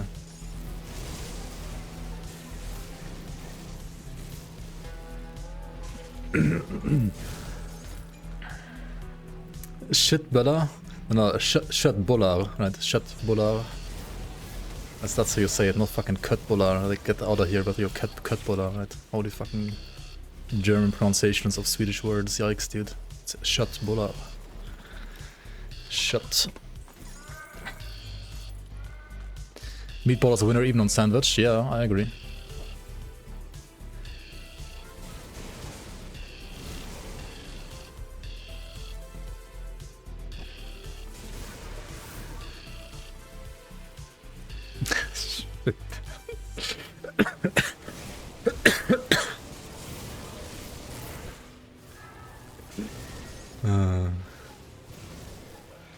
Meatball subs are so good, yeah, they are actually.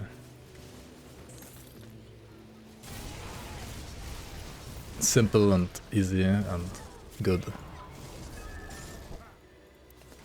Stuff you nicely.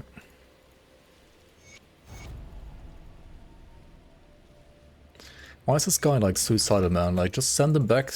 Also, why is the hero character such an asshole? Like, just port him back to town and like get him healed, right? Like, what the fuck, man? He has to die for like no reason. It's like the most random death I think I've ever seen in Grand Dawn. Like, why the fuck does this guy die?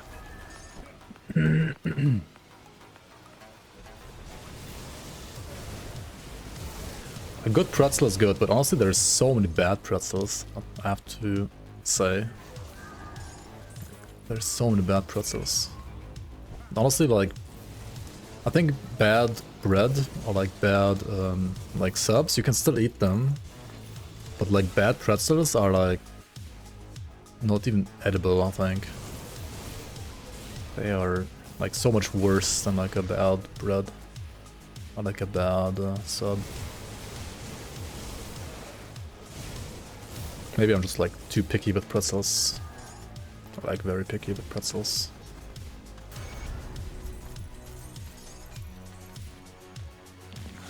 Praetorian chest guard.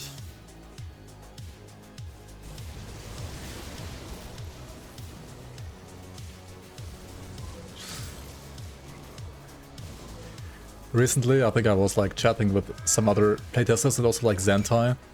And I was like saying, yeah, like blue items are usually trash, right? Apart from like a couple that are like really good for leveling, like Praetorian or Explorer and so on. And then Zentai said something like, yeah, you're not gonna have like your Praetorian set on like a fresh character, right? On the first character. And I'm like, dude, you get like at least one, sometimes two, sometimes even three pieces on like literally every single character, right? Like every single fresh character that I've played, I think I always had at least one or two like Praetorian set pieces. So like, I mean, they do drop a lot, honestly. They are pretty common. Okay, can I get some more casting speed here? I can, okay.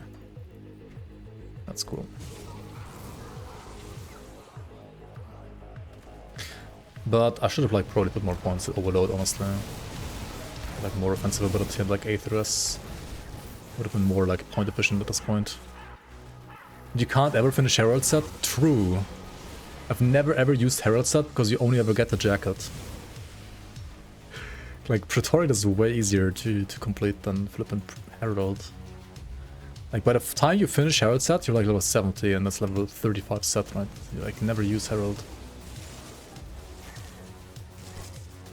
Explorer, okay, like you don't get many like pieces usually, but you sometimes get the blueprint, then you can like just make the entire set.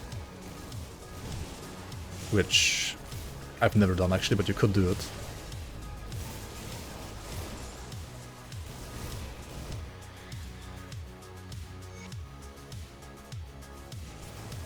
Royal set, the Royal Exuberance ring set. The problem is like it needs an amulet, right?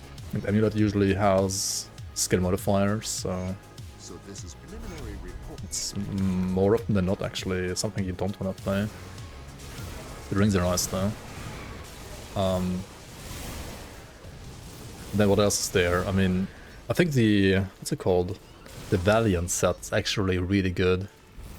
It's like insane armor. But also good luck completing that. That's actually pretty hard to get usually. At least it feels like that. But bot +1 all skills? I mean... Some skill modifiers are like literally better than +1 all skills, right? Well, it depends on the build, right?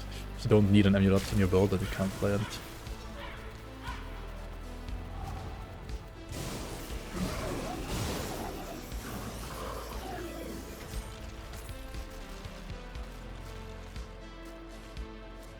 From Dawn, greater PU1, greater D3, greater D4, greater DPUE2. I think my rating right now would actually be like this.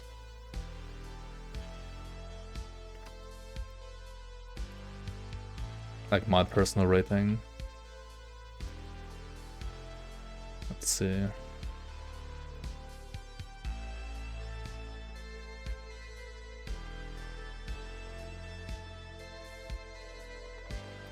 This is probably, in your opinion, a cooked rating, but I think this would be unironically like my rating.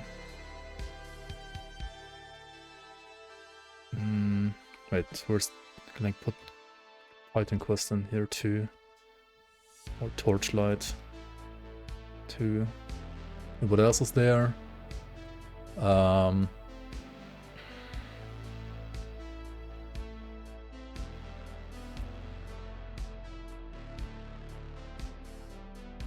Is cast be that important? Yeah, you need like 200% if you're playing Panetti, ideally. Like every point is gonna matter for your DPS eventually. Oh yeah, Volson. Honestly, I think Volson's better than Diablo 4.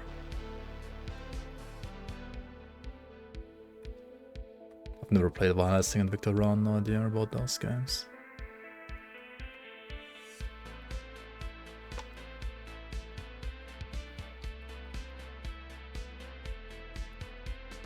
Yeah, maybe this is my rating right now.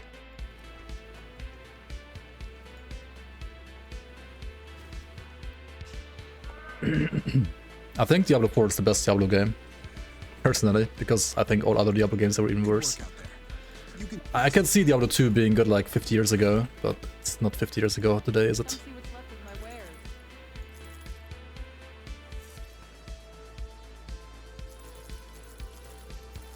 I mean, Diablo 4 is the best Diablo game, but I didn't buy Diablo 4 because I thought it's too bad in the beta. But I think it's still the best Diablo game. Because I think all other Diablo games are just even worse. Like, not even kidding. I know this is gonna trigger like all the Diablo 2 fanboys, but my rating of Diablo 2 is me playing Diablo 2 in like 2020 for the first time ever without ever having played it before that. And I think if you compare Diablo 2 now to like all the other games, then it's, I mean, I don't know. I don't see a reason to play Diablo 2.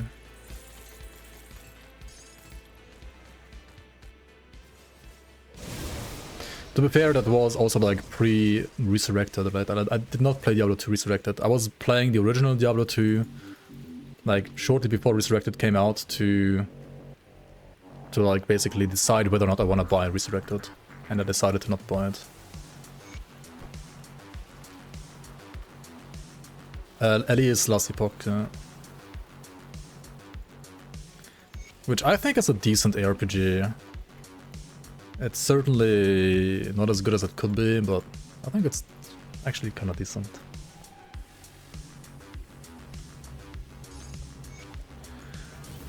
It has many issues though, and flippin' like studio is incompetent to like balance the game. Something like Diablo, Torchlight Infinite is probably like a better game actually, but I've not played Infinite yet, so I can't really judge that. Like all the games I listed are games that I've at least tried to play. Not like necessarily played a lot, but at least I tried him like once. Lawson over Martyr. Yeah, I think Wilson was more fun than Inquisitor Martyr. I think both are decent though.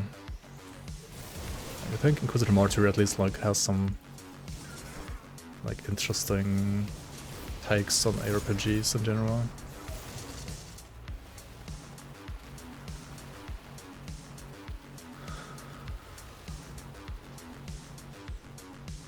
You own that? Wait, which game? Inquisitor Martyr?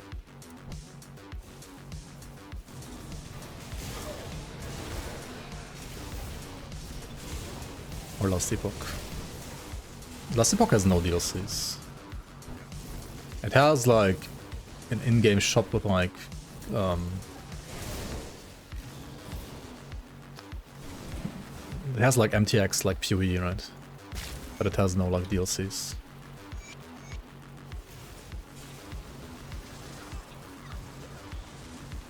But yeah, I also didn't buy a single MTX in LA, honestly. Ugliest MTX on the market? Yeah, that's like subjective, but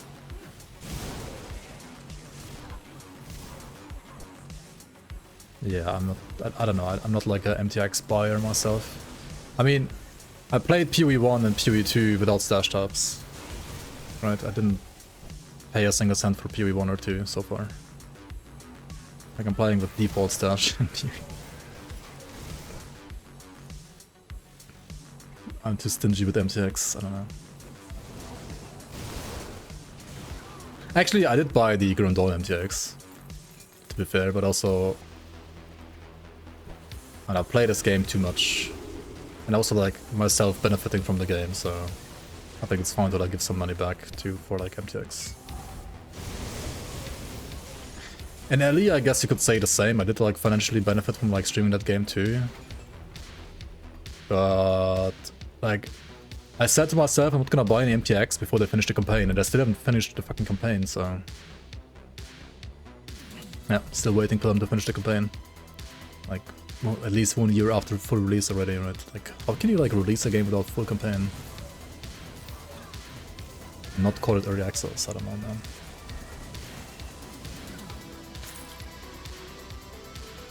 $5,000 spent on League of Legends. I spent like a little bit of money on League of Legends actually, yeah. But most of it was like because like once upon a time there was like some deal at like MediaMarkt, which is like some of those like electronic stores, where you could buy like a SIM card for like €1, but it would have like €10 of like value already on the like of like phoning value on the phone or like on the card, right?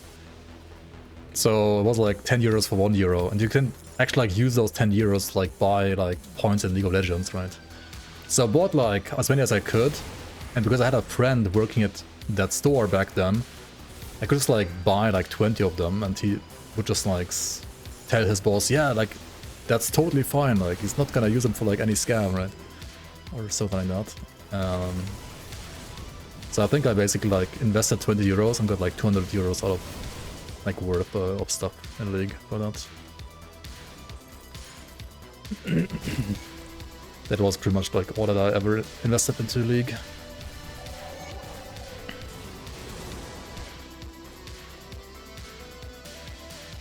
Yeah, that was like shortly before. And the funny thing is like, that was a thing for like €1, right? And I think like 1 month later, the cards would already like cost €5 for €10 instead of 1 for 10.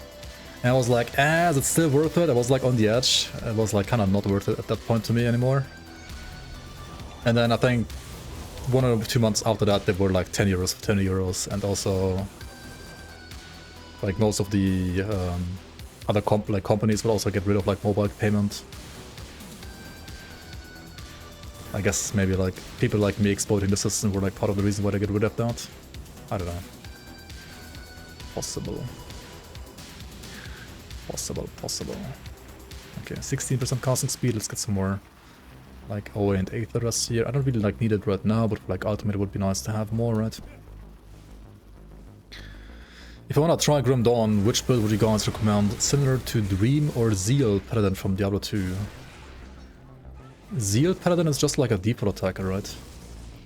Like it's just melee, right? What is Zeal Paladin from D2? What is Dream Paladin? I have no idea what Dream Paladin is in the up to. Isn't it? Wait. Paladin was like mostly just auras and like Zeal for like single target, right? Avenger Water. You wanna just be like a melee dude and like tanky as fuck, then I guess Avenger Water, yeah. Casters are, I think, the most fun Grim Dawn too, yeah. Actually, there's also melee Nightblades, like Shadow Strike Nightblades that are really fun too. I think Nightblades and casters are the most fun Grim Dawn. I mean, pistols can be very fun too. I don't know, personally think casters are more fun most of the time. I was like weapon pool skill style maybe. Yeah, you can do like Warlord or Water, I guess, like a really tanky melee guy. So Soldier and Oathkeeper, or Soldier.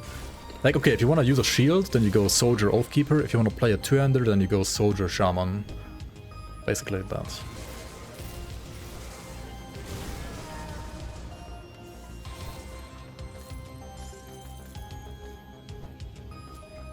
Pistol Purifiers are the most fun for you? Yeah, that's also like very high up for sure.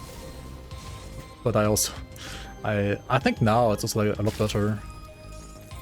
It was always very popular, but in my opinion it wasn't even that good until like maybe this patch. Like they finally buffed it.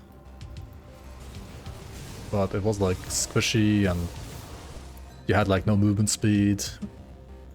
Now you have like more movement speed when you have a gun and Inquisitor, right? If you're a gun Inquisitor now, you get like more from dual pistol, whatever the first thing was, the first node, first passive, right? That now gives you movement speed, and then Hydra Devotion also gives you like more movement speed. So that's like a lot better now than before. Ranged expertise, thank you. And they also buffed the Fire Strike line this patch.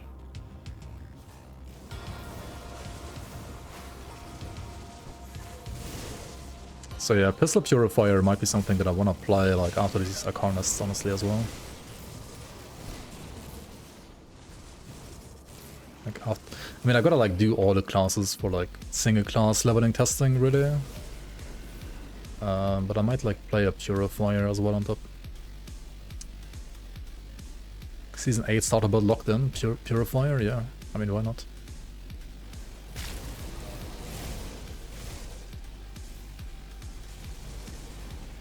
There's some really nice guns in Astakar now too, that you can get from like the Forgotten Gods Act, actually. I underestimated you in Burbage. I will not feel my wrath.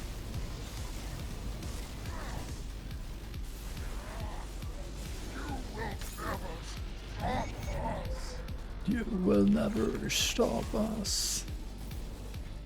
Is that FoA? Oops.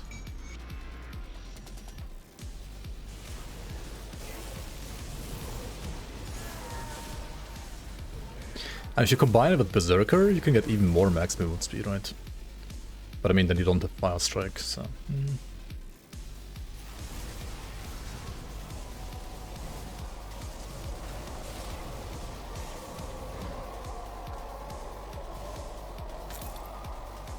Might still be good though, who knows?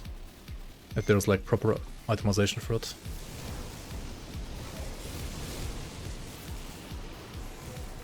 Yeah, I personally... I mean, Fire Strike gameplay is fun, but grenades are just more fun. I think Demolitionist in general is like one of my favorite classes when it comes to like fun gameplay. I just rarely play Fire Strike because I think the gun, like all the grenades are just more fun.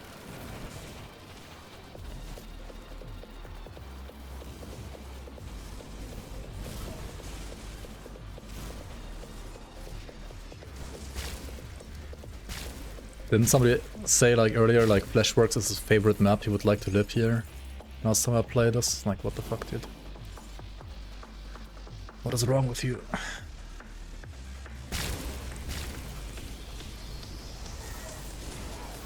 That was you? Oh my god.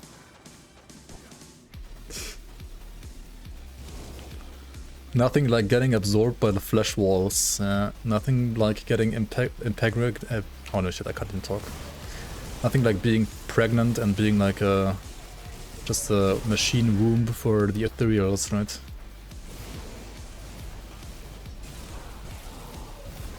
Yep. It's hitting different. Totally sane to say, right? Machine Womb sounds like a cool band.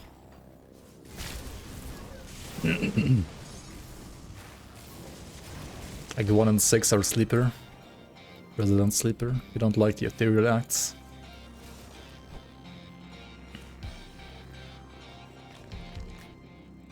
Okay, time to kill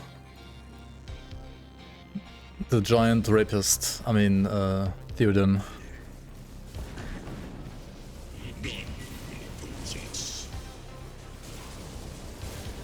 Pew pew pew pew pew pew.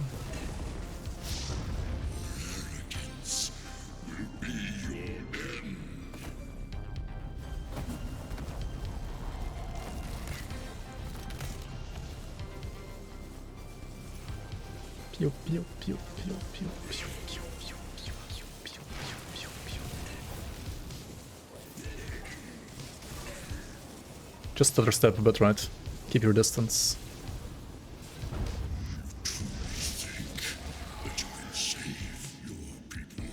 Benny Vaders here? Holy shit. Any Benny Vaders in my walls? This game is awesome, dude. It's the best RPG there is. Just nobody plays it. Because it doesn't have any marketing. Oh my god, why am I running into this crap?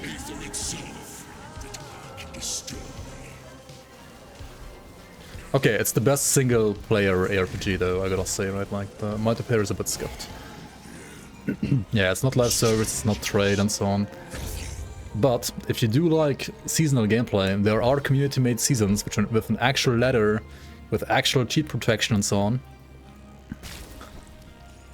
So I'm just saying, like, there is stuff that's happening, right?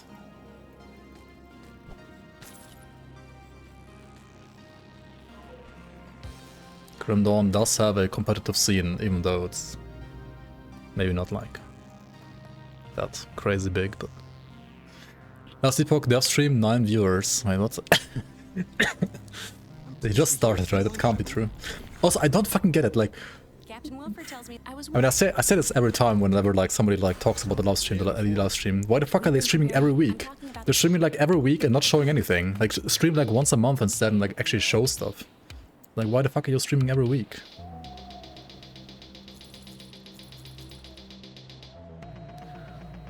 Like, I don't get it. Like, I tuned in, I think, to like the first couple of them, and then I stopped because, you know, it's only gonna be like 90% of like the same people asking the same questions and the devs giving like the same answers over and over and over. And then it's like maybe like 5 minutes of him like spoiling like one single thing they're changing for the next patch. It's like, okay, cool. You could have like collected those and like actually made a stream just about that, right? I don't know. Like, it makes me mad. Like, why are they being so inefficient, man? German raging about other people being inefficient, I guess. I don't know. But, like, you get what I mean, right?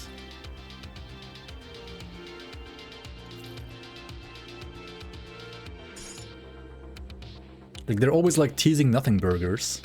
And they could be, like, teasing actual, like, well-made burgers if they streamed, like, only once a week, once a month instead of, like, once a week, right? And their pace is, like, dog shit pace. I don't know. Like, maybe this sounds harsh, but that's just how it feels to me sometimes.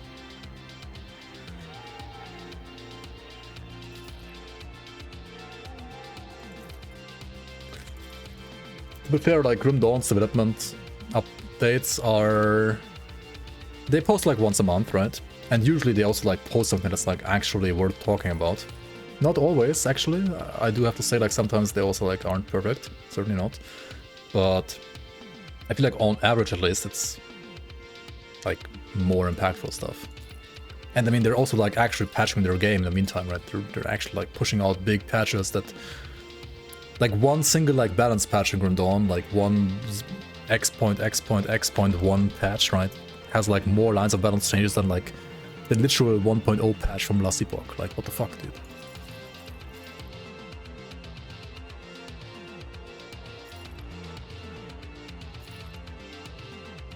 Yeah, Grim Dawn expansions are absolutely massive. Like, I can tell you, like, thanks to Vasakarn, it's gonna completely change, like, how endgame itemization is gonna work and so on. Like, how the ceiling for endgame for power levels for builds are gonna be. Like, whatever you think is strong now is gonna be, like, maybe 80% there of what a build can be, like, for endgame with thanks to Vasakarn. Because there's, like, actual new systems so you can, like, change your entire build and so on, right? And also the build viability, like, across the board is also crazy, right? Like, Grim Dawn has, like, hundreds of builds that are actually, like, viable for old content. Sure, like, there's still, like, one is, like, the best, and another one is, like, worse than the best. But there's, like, so many more that are viable and, like, actually good than, like, an LE, in my opinion. And arguably even than PoE. Like, PoE 1 might have, like, more builds overall, but I think, like, the balance discrepancy in PoE 1 is worse than in Grim Dawn, so... There's, like, less people, like, less builds that can do the same, but, like, the same-ish, like, investment and so on. That said, endgame Grim Dawn's not really that hard and demanding. That's true. That is also true. There's... I mean, Last Epoch isn't either, though, right?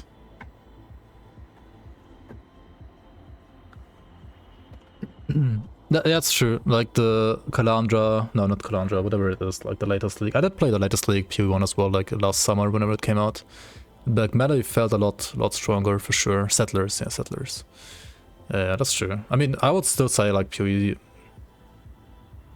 I personally like PoE2 more, even though PoE2 has obviously like glaring issues when it comes to endgame and also like balance. Like PoE2 is well, I feel like PoE2 is like 33% finished, right? Like you literally have only 33% of like classes, like 1/3 of classes, 1/3 of item types, 1/3 of skills. Like 2/3 are literally missing from the entire game. Half of the campaign is missing. And the end game, it's there, but it feels like a lazy copy-paste from PoE1, except they made it worse. And they like took too much inspiration from Last Epoch. Like PoE2 endgame right now feels very similar to LE endgame actually, in my opinion. Like too similar almost. Do I use this? It's a lot of armor, isn't it? Yeah, overall I would say PoE2 is at least missing 50% of its content.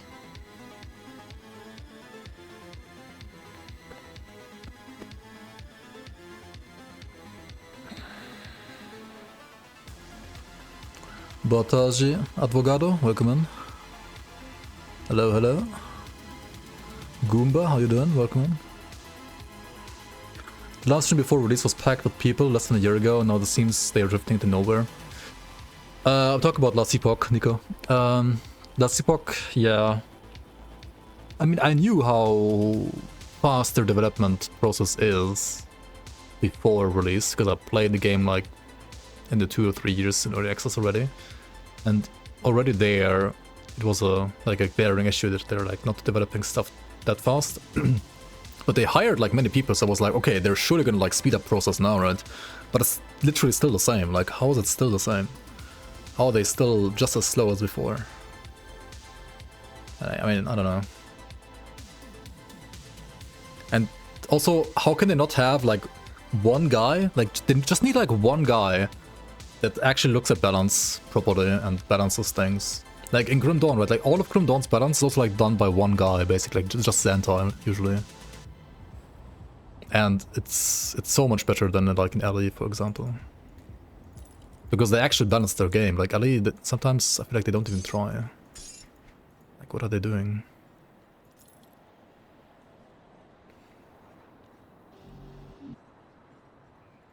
And then also sometimes they're like too afraid to balance stuff or something like that. Like, just balance the game so it plays like the game that you want to create as a developer, right? Like, and what was it like with all the with all the polls, right? Like, should we do this change, community? What do you think? Should we do more polls in the future, community? What do you think? Like, they're just polling, they're not like actually doing changes. Like, holy fuck, just do your changes. I don't know. Hey, they should poach Xantai. This one is +1 Arcanist, right? So it is gonna give me more damage for sure. But at what cost? I'm gonna lose some elemental res. That's alright, actually, and like some lightning damage. I mean, whatever. I can use this actually. It's fine. I lost like 2% vitality res, so I'm now at 79. Interesting. I mean, that 1% change is probably fine.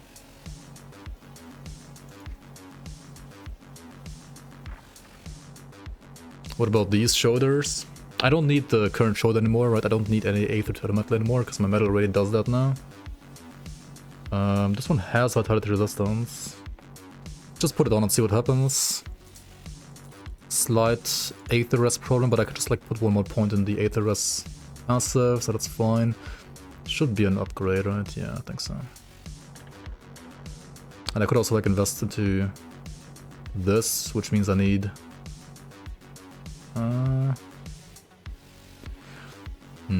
Yeah, I would have to like plan around ultimate difficulty too, and going from normal to ultimate you lose 50% to your top row and 25% to your bottom row.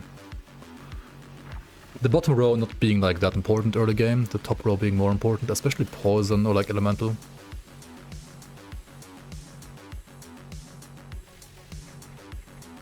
Yeah, I would probably leave my gear as it is right now and stash a couple of items and like decide if, whether or not I want to use them later. Like the... usually I would always just like stash all of this, right, and like stash some of these. This seems reasonable to stash. Everything else is kinda just a sell though at this point.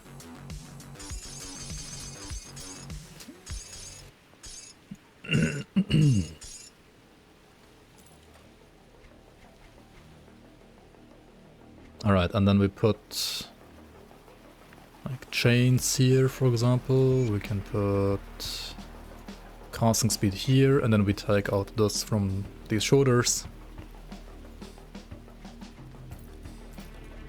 And sell the rest. You finally got the 7 Magi achievements. Nice, nice. Congrats, congrats.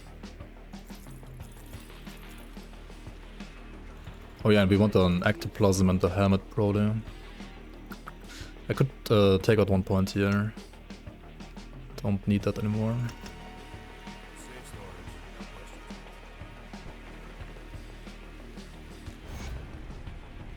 Grim Dawn is Grim Dawn when it came out did not ask community, that's why it's the best. I mean, they did ask their playtesters.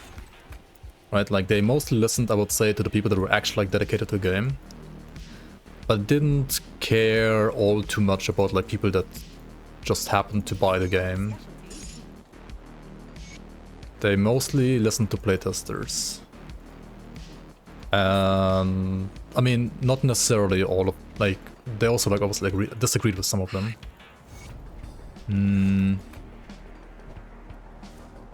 In Last Epoch, like whenever I, for example, watch Lizard IRL, right? Lizard IRL is a guy that I know, I don't know, for like 3 or 4 years already, and he's always been like playing in Last Epoch, right? Like ever since he discovered LE, which was about the same time as me, I think. He's been playing the game like religiously. That guy has like 10,000 hours in LE, but I think 99% of his hours, or like maybe not 99%, but like most of his hours are like pre-release. Then he also became like a playtester for them, right, etc, etc. And it kind of feels like ever since he became a playtester and like has gotten like more insight and like how to the into like how the company works and so on, Like on one hand, he always said like, yeah, it's awesome that they are listening a lot to the community. But also he often thinks that they listen too much to like the wrong people maybe, or like they don't have like as strong of a stance as they should have on like certain topics. And that they're not like listening to the people that are actually like good at the game that much. Like himself, I don't know. Not sure if right or wrong, but that's kind of like the impression I got from him sometimes. And more recently, when I watch him like stream or like talk about LE, it's more often than not, it seems rather like frustrated most of the time, I would say. If I had to judge it. I mean, that said, I'll probably play some more Lost Epoch in the future and like see whatever they're doing with the game, like whenever there's an update. Because I do believe the game itself is like a decent foundation. It's just they could like do way more with it and like especially be more efficient with their development time going forward. Sugar Shack, welcome on. So I was trying to get into Grim Dawn. Is the Berserker class still not out yet? No, not yet. It's gonna come later this year with the Things of Astakon expansion pack, which is scheduled for, at this point, some point in 2025. If I had to guess, maybe in May, but that may be also totally wrong. So I don't know. I don't have any inside information yet.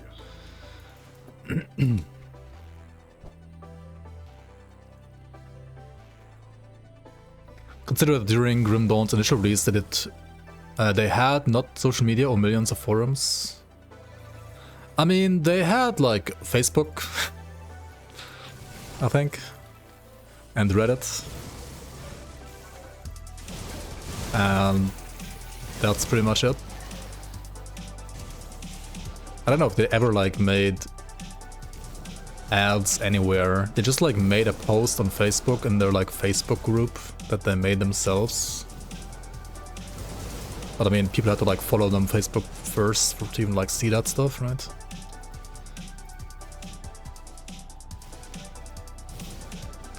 And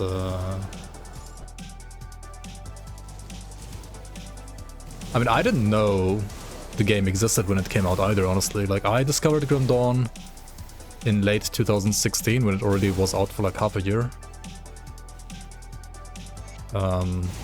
Because I was just like searching, I think on Google or like on Steam, like games like Diablo 3, because I was like, yeah, Diablo 3 was like kind of a brain dead game in a way, but it was still like fun for like a couple of weeks.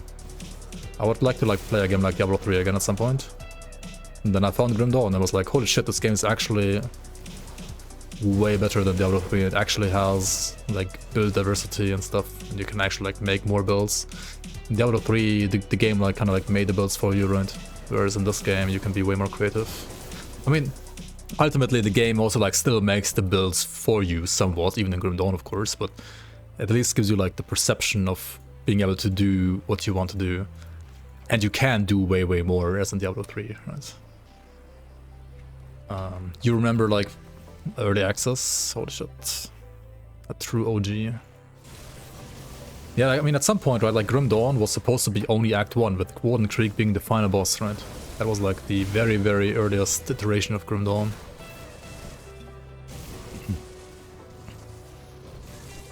And max level was like level 30 or something like that, maybe. But that quickly spiraled into a slightly more expensive game.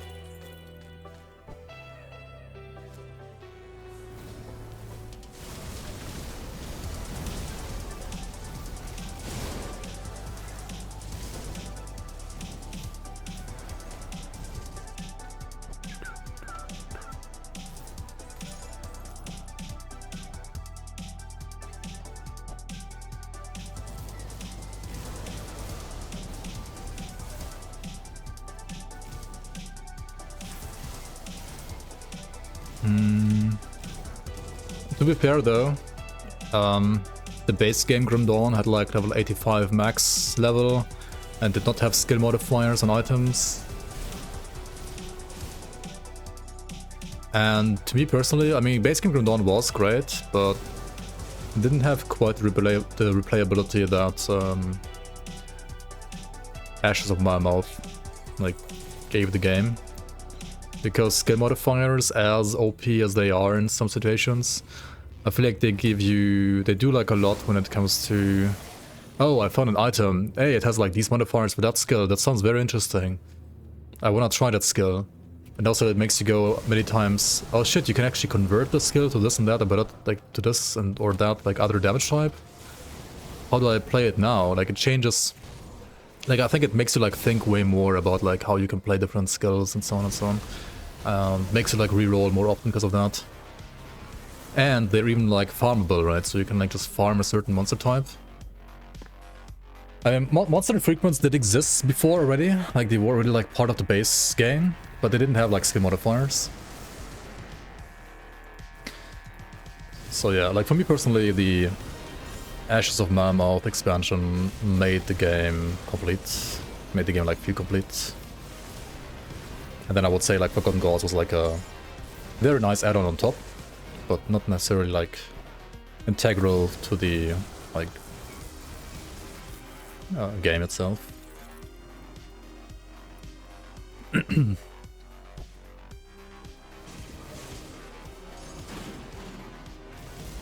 But yeah, like pre-Forgotten Gods, Grim Dawn also had no like movement skills, so the only movement skills that existed were Blitz and Shadow Strike, basically. Which I think had like major consequences. Like Soldier and Nightblade were, I think, like way positive for farming from pretty much all content. Spellbinder was really strong too back then though, because you could basically be immortal. But I was kind of like only good in Crucible, where you didn't have to like run around that much. Or maybe like some bosses like Ravager back then. Merits. Oh yeah, merits are Forgotten Gods, that's true. Like being able to like skip difficulties was a thing that didn't exist before Forgotten Gods. Yep. They make leveling alts way quicker and let you enjoy different builds way easier and better. And I don't know. Yeah, they're a very good change, like very good add-on. 100%. I personally feel like Fangs of Asgard is probably gonna change the game more than Forgotten Gods did, to be fair. Oh yeah, Riftstone component, true. That one had like a Shadow Strike, a Chaos Strike, right? But yeah, only melee was able to use movement skills. True. Alcama's Scythe? Yeah, the green one, I think had that, not the legendary. And yeah, Riftstone was like, yeah, like for leveling, you always played Riftstone. True. If you weren't a Nightblade, even if you were a Nightblade, you still played Riftstone because you had like double the Shadow Strikes then. Like Shadow Strike skipping was basically like called Riftstone skipping back then. You basically would always Riftstone skip for any like speedruns. True. Does like old Riftstone like still exist in the base game? Good, you're back. Or like in Ashes only if you play like without Fangs of Asgard? Of beginner guides. Yo, just for fun, welcome back. 39 months of beginner guides, indeed. How you doing, man? Welcome, man. Appreciate the support.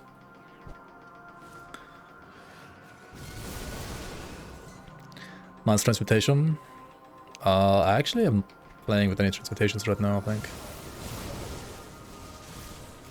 Just the default drip of whatever gear I have right now. I should put a runestone in my head now. I don't really need the energy anymore. Because I have like enough points in like mental alacrity, for example, and also like enough spirit for regen.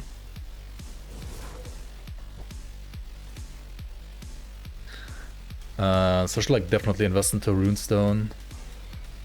I mean, I don't need the resistances right now, but I will need them when I go to Ultimate. Forgotten Gods added set rerolls. That's true, but I think that's just like gear power creep. Like it like reduces grind, but it doesn't really like change the game that much. The transmutation system, I don't know. I think it's not I mean, okay, for like gear requirement, it does have a pretty big impact actually for like some sets. But overall, I think it's not really like a crazy change when it comes to like how the game feels and so on. It just makes like acquiring sets easier, that's all it does. Which I'm not even sure it's like a good thing. I don't know, sometimes I wish it wouldn't even exist. But I guess it's fine. Wait, it already exists now, people have been like gotten used to it.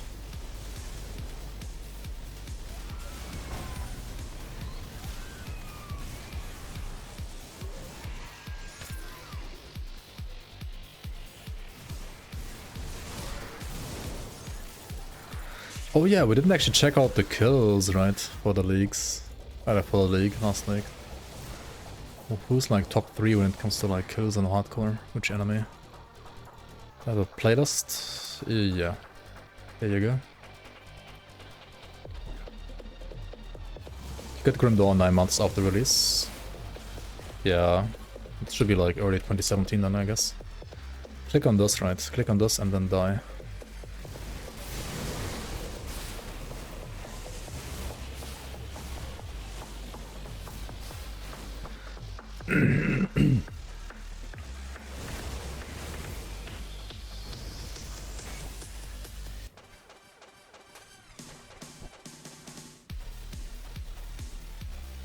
You're welcome. You can't get to the Season 7 leaderboard anymore? Maybe you're banned, Magi. Maybe you're fucking banned for being too toxic.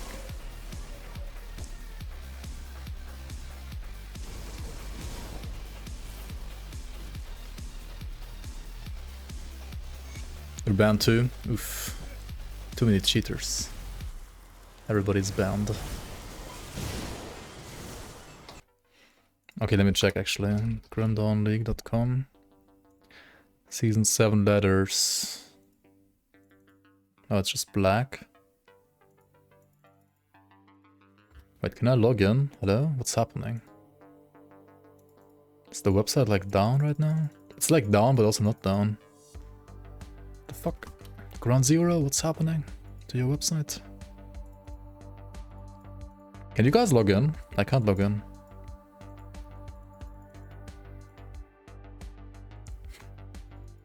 Can't log in either. Oof.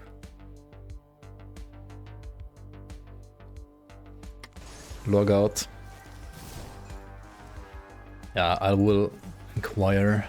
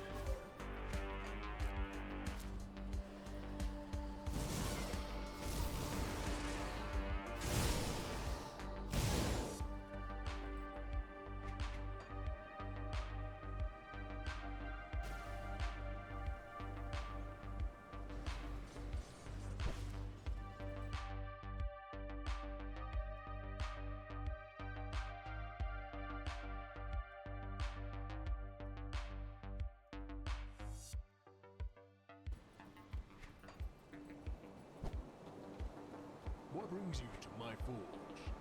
If you find any blueprints, See anything you bring them like? back here.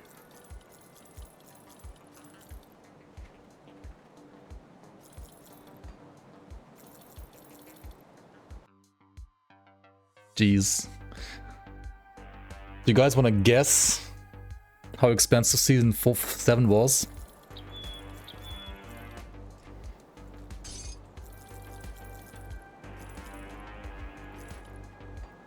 See you around. I'll give you a $35 million, yeah, almost.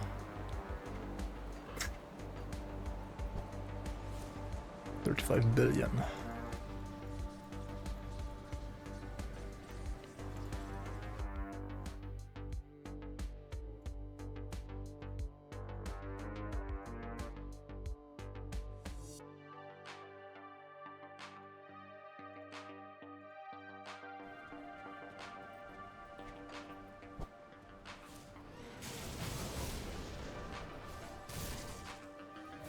Yeah, like only server costs.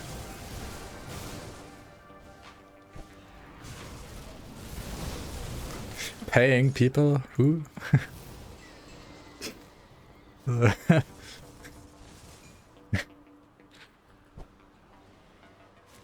mean, I can pay like people with like whatever is left, I guess. Including myself.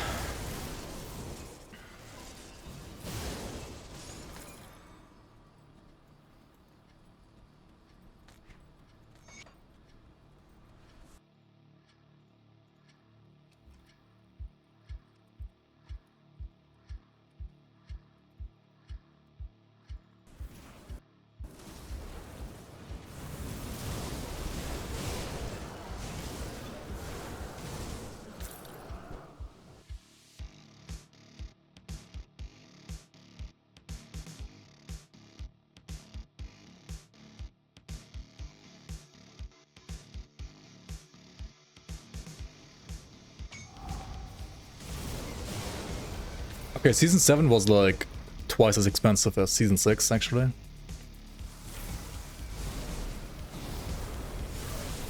Like server cost-wise, because... I mean, it was A, longer, right? And B, we had also... probably like around 50% more people playing.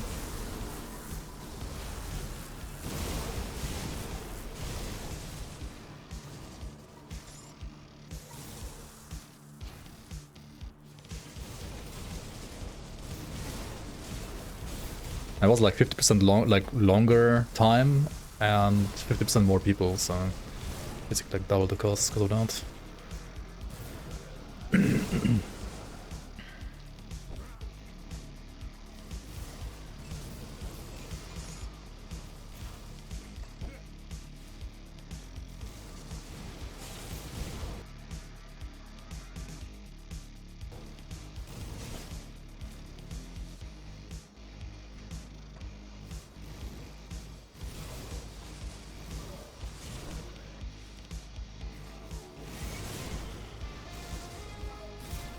But yeah, it's like around 4.5k.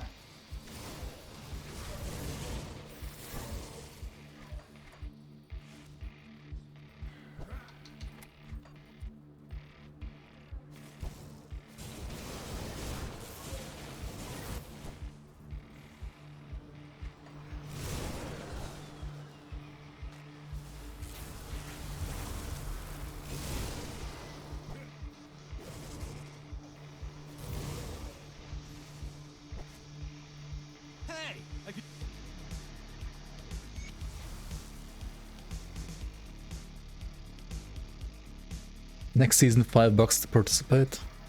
I mean, if everybody that participated, right, got the infinite stash for $5, we would have like... I mean, how many people do we have? Like 5,000 people? That would be like 25k, right? That would be actually pretty reasonable then. Like, you could actually like also pay people working on the season, right? Right now it's like sustaining the servers pretty much. And like... maybe like 1k to like split up between like 10 people. Something like that. I don't know. How much was donated in the end? Let me check. Yeah, like 8k. That's what we have. Why did I like... okay. Yeah, there we go. You can see it around 7,928-ish. I think like around 8k.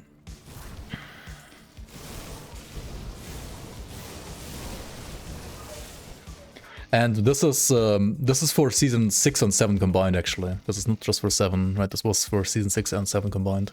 8k. And I mean...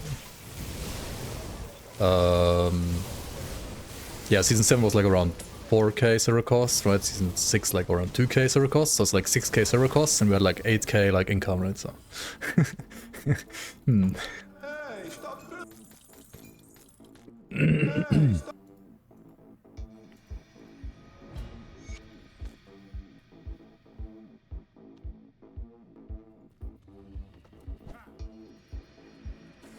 Thanks, Vastigan, will bring the whales. One can only hope, right? One can only hope. To be fair, I think the best season when it comes to like income versus like server costs was I think like seasons 4 or 5 or something like that. I think it was, yeah, one of those.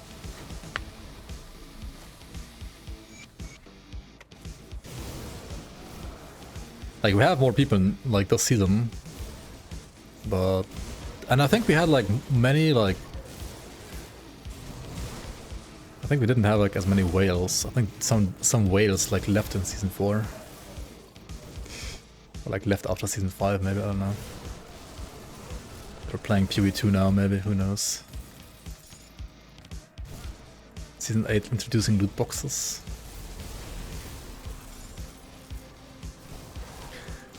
Or maybe there's like some other things that were like more expensive, like was before global chat.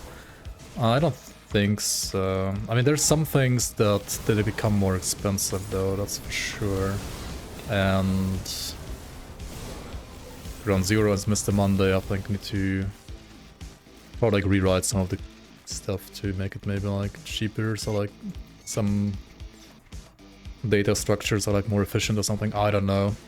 I mean, ultimately the file sizes are still the same usually, of like character files or like tags and so on, or like items.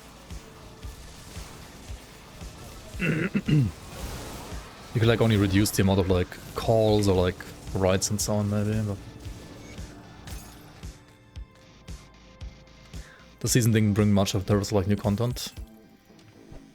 Yeah, that's also true, I guess. I mean, we kind of like said that like season 6 is like season 7 beta. Which is also like why I like put all the costs and like all the gathered money like together in one pool, right, for both of the seasons. That's why I didn't like start a new pool. Or like why I felt like it wouldn't be like fair to like reset the money gained, right? Like the pool. But also, like, new content needs time, right? And if you can't live off the new content, then you don't like, if you can only do like content in your free time unless it's your job, right? And if you don't make enough from your job, then you need to do it in your free time. Like if you know what I mean, right? It's kind of like a spiral, right? Of course, we like invested time first, and then content was there, and then like hope people would like donate X amount. But then like at some point you can't like keep producing on a loss really, or like on a big loss, say like that.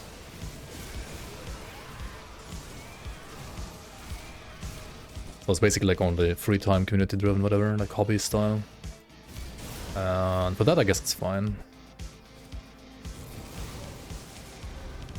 But it also means that I can't like put in like 40, 50, 60 hours a week anymore into it, as long as it is like this.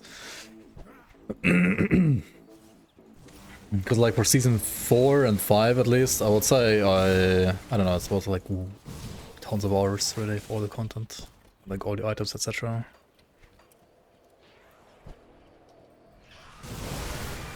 To be fair, I also had to learn many things. Like I wasn't like a Lua programmer genius before like starting Grim Dawn, and I mean the modding tools like take some getting used to as well. I mean now I think I would be rather efficient, but back then it was not really the case.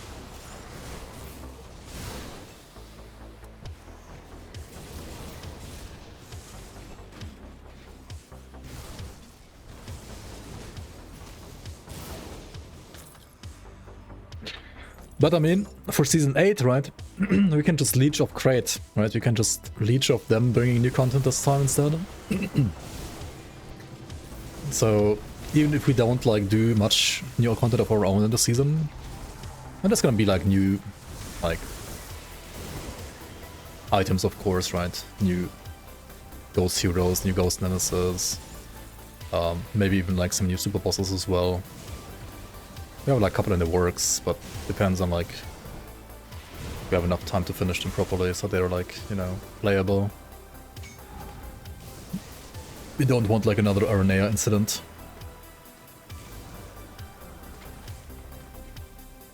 Tweak the numbers on like season gear, of course. I mean, their balance is gonna always happen. That's for sure.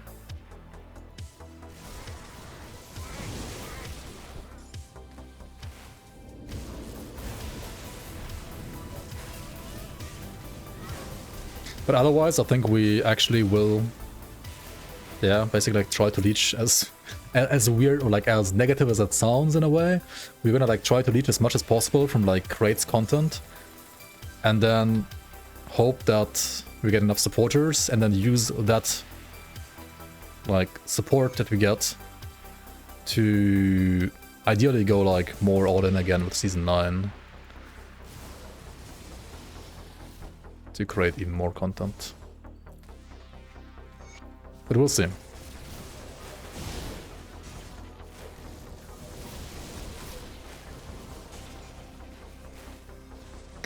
Oh yeah, I need like and I don't need it, I can just make whatever hero I want myself for your Nemesis, but if you want to put some more input, feel free to, right? PM me and we can talk about whatever idea you have for your for your character. And usually I kind of go off like skills and builds that like people were playing in the season to win.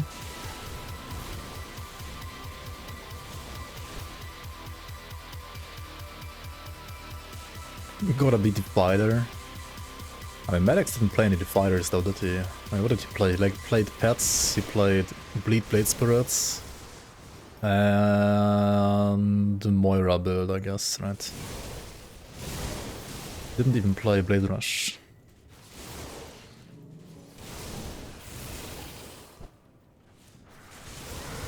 Yeah, usually something like that would end up being like definitely a character with Blade Spirits, right?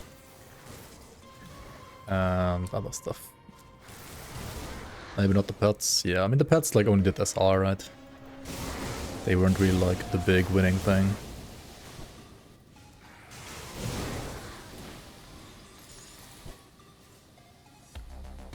Maybe we make it so that like your Nemesis can still like spam Blade Spirits and like reapply their bleed over and over, right?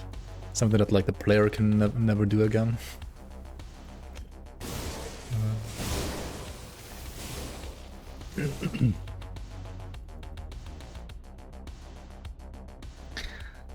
Ultimately, that would make him probably like a little bit similar to what's it called, Chase with his Blade Spirits. But oh well, at some point you can't avoid similarities between characters. The Blade Spirits can petrify. Oh my god. Sounds like proper cancer, yeah. And Nemesis that casts Mark of Torment on the player, with player like Reflect with 400% damage. Yeah, I think enemies can't cast Mark of Torment actually. Maybe they can, I would have to try. But they might not be able to. There's like some skills that like enemies can't cast, like Aether Ray for example. Or a Virus Might, doesn't really work either, I think.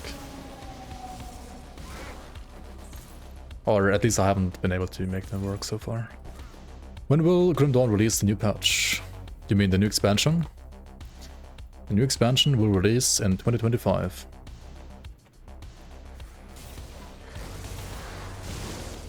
That's all we know.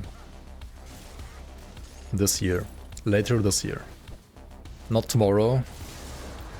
Not in February either. At some point later this year. Bald TM. Yeah, soon TM. Bald TM. I mean, what?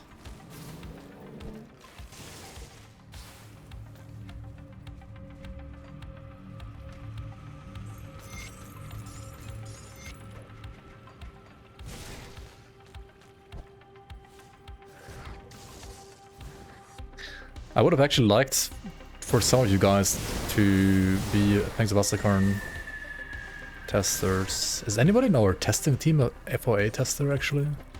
Like, I will need at least one guy to be a FoA tester as well at some point. Or Season 8 testing, honestly. You applied, no response.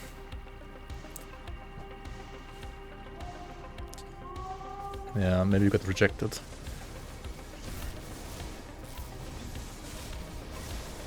I think applications are already like done.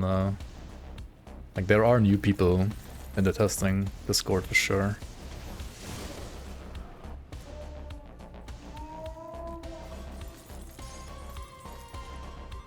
If you like never posted on the forums before, then it's like 100% chance he rejects you. Like he only accepts people that have like at least like 100 posts on the forums and stuff like that, or like on the official Discord and so on.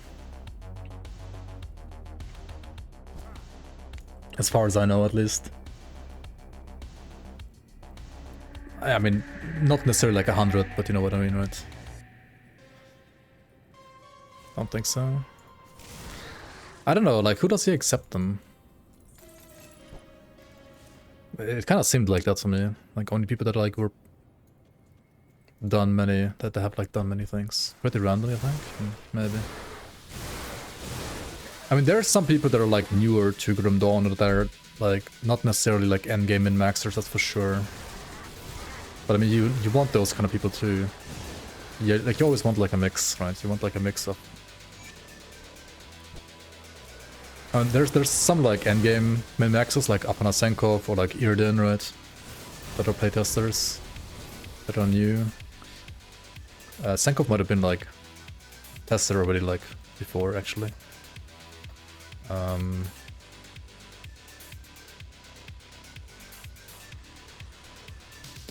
Okay, where do I put more points now? No, he wasn't before. Okay, then him and Eard are for sure new. And there's like the old guys that like also made like builds back in the day, like Super Fluff and so on, right? Or whatever their names are again. Like the people that are basically like posted builds back in the AOM era. Eard was a pret because of FF. Yes, but you still had to apply for FoA FF, for Grim Dawn FF.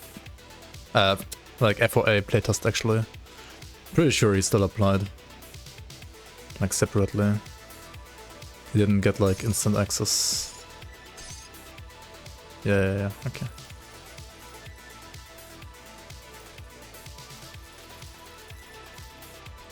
Okay, I gotta like upgrade my gear eventually, right? Like what the hell am I doing? I'm selling too many items here. I say that as I proceed to sell more items.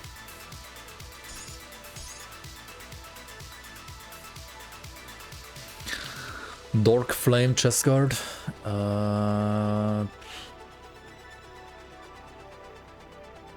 gotta upgrade boots, right? Like what the hell? I may just like buy faction boots eventually. Black Legion Greaves. It's a classic.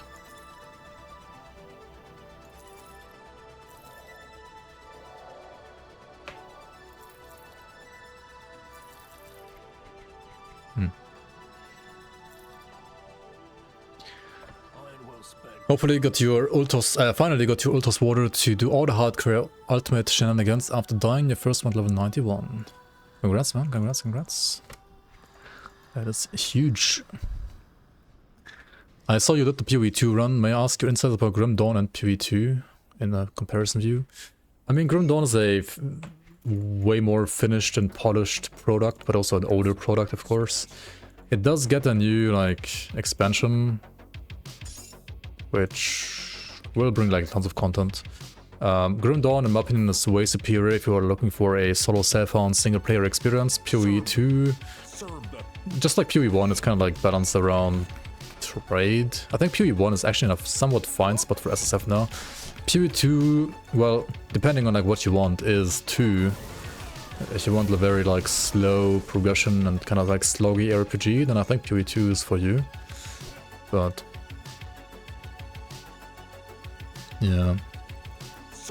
Wonder if Illuminator applied. Wait, can't he? He still can't, like, even make a forum account, right?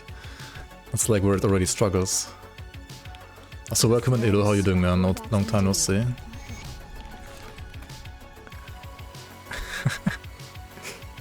He appeared, you summoned him.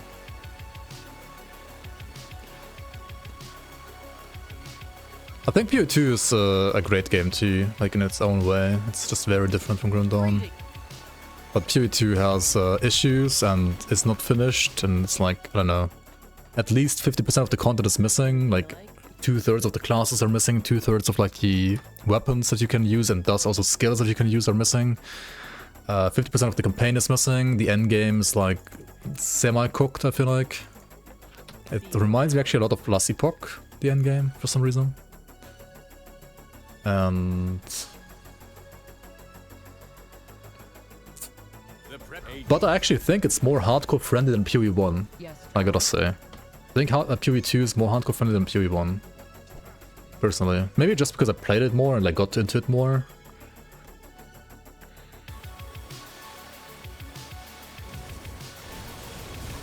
Quite the opposite. I don't know. I think everything is actually easier to see. Like it's easier to read and thus like easier to dodge usually. It's way rippier than PoE 1. I don't know. Not if you play as like strength stack or gemling like I did. Then you just have like insane HP. It's fine. Not with all the on-death effects. I mean, PoE 1 has more on-death effects than PoE 2 though. And I think in PoE 2 they're also way easier to see than in PoE 1. You get one tap by regular map bosses. I don't know, I didn't. I mean, I only got to like tier 7 maps now. Level 75 or something like that. So I can't like talk about like end game. But I mean, PoE 1, I would have really like ripped way more often before that, I feel like. Okay, Act 1 and PoE 1, 2 I think is less hardcore friendly though than PoE 1. Like Act 1 is very sluggish and you can like die so easily. It's like so hard to get like any HP early on unless you will have gear.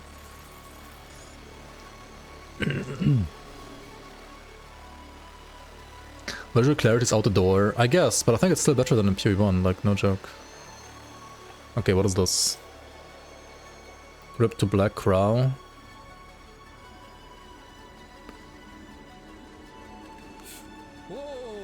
I mean, he got hit, right? I mean, he's playing at tier 16 or whatever this is, tier 17. Or like tier 15 with like double modifiers with plus levels, right? And he has the same HP as my Gemling has at level 70. So he didn't have enough HP, right? I don't know, melee is just balanced around being Gemling. Like if you play Warrior, you just might as well uninstall, right? Like Warrior is garbage. At least for hardcore. Like Mace is fine, but you can't play a Warrior, you have to play a Gemling. Because you have literally like twice the HP then. I mean, not maybe twice, depends how you build it, right? But like Alkaiser's Gemling has like 8000 HP, right? I mean, my Gemling has like 4000 at like level 70.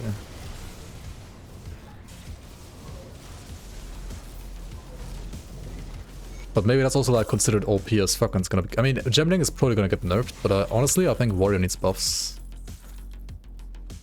Mace is not fine. I don't know, I think Mace is actually fine.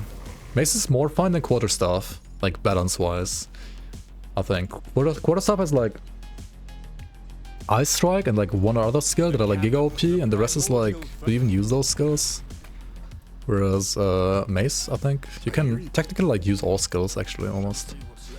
You do use like Thunder Totem or like Hammer of the Gods on like pretty much all Mace builds though, which I think is also bad. Like, kind of bad balance. I mean, many things about PoE2 right now are bad balance.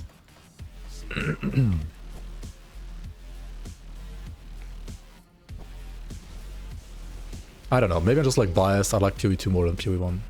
No idea why.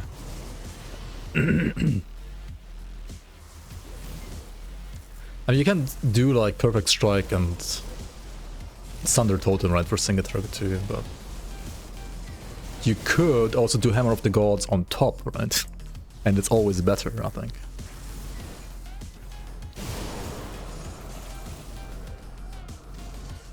Bell is your single target, yeah. Yeah, just put down the bell through just play bell as monk, I guess, or like quarterstaff. Yeah, the life node removal is a bit weird. I mean, it kind of makes sense, but it also doesn't. Like, all life node removal does to me personally is play strength stacker on literally any class, right? So that's kind of like what it does to me personally.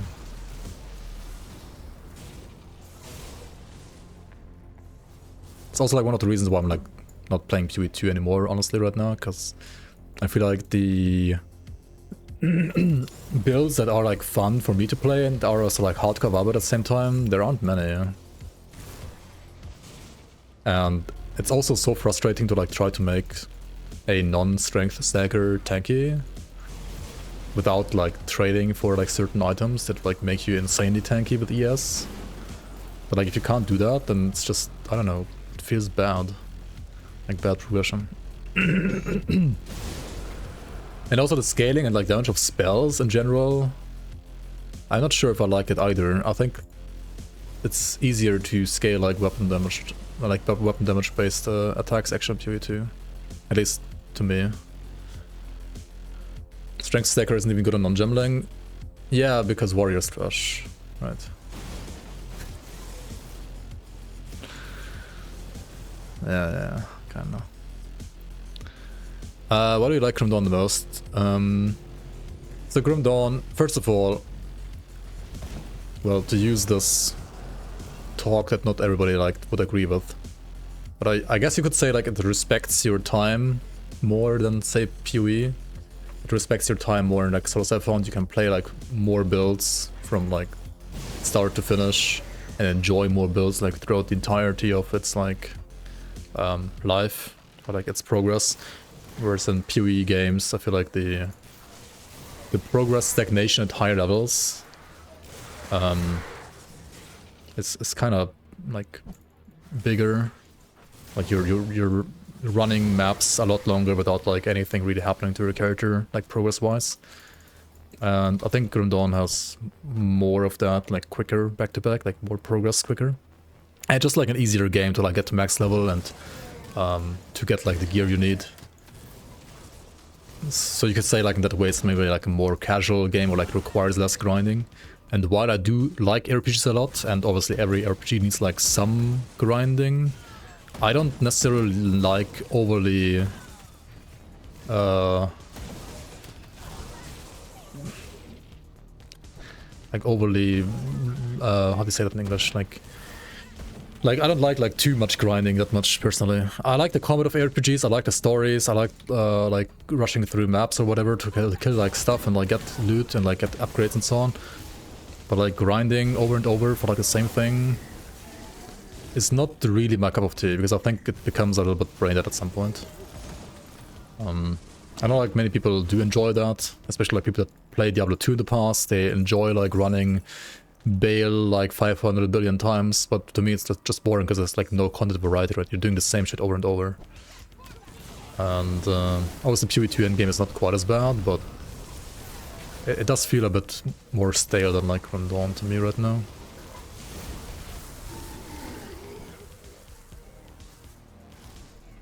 I think Grim Dawn is definitely, well, it's like a more polished product when it comes to balance, right? There aren't maybe like as many necessarily not as many mechanics as in PoE when it comes to like how you can scale your defenses and offenses. But at the same time, the things that you can do are pretty well balanced overall, I would say. So you can play pretty much any skill, and if you build it right, you can make it clear like all content pretty much. Like with the right gear, if you build it correctly, etc, etc.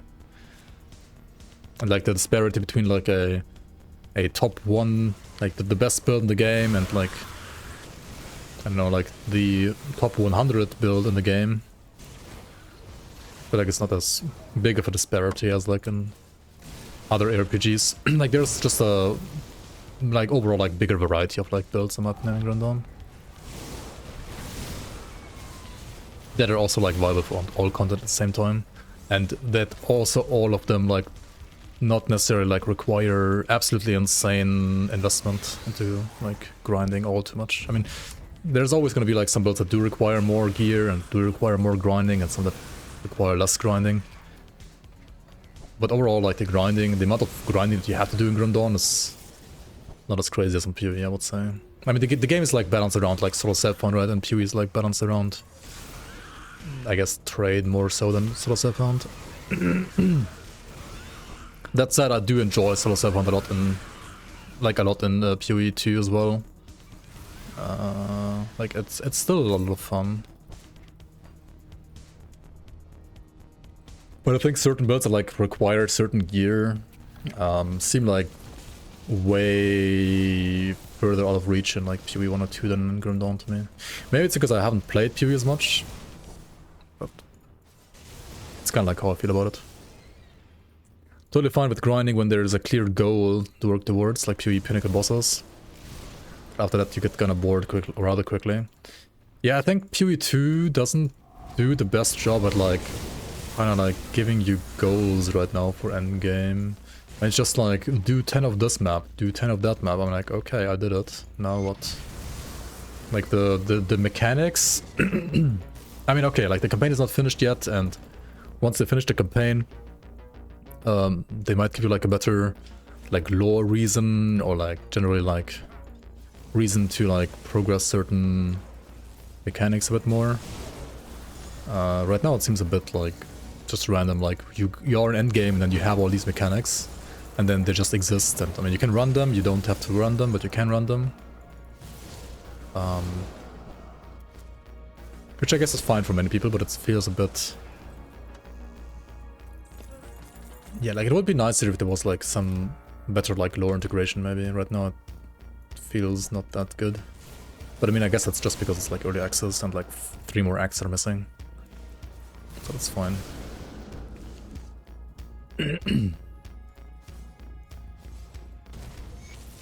PoE1 Atlas progression is way more fun than PoE 2 Atlas progression right now. I can see that, yeah. PoE 2 feels... I mean, I don't know, like it feels like Last Epoch right now. Which, maybe even worse. I feel like in LE you have like a clearer goal, actually. Like you know, like, okay, I have to like get to this corruption, or like you have to get to this ability to then do the boss, and then like you can do the next mono, and then at some point you can empower the monos, and you can like do the same again for your like for blessings, whatever, right? I think like the goals in LE are more clear to the player, like clearer to the player.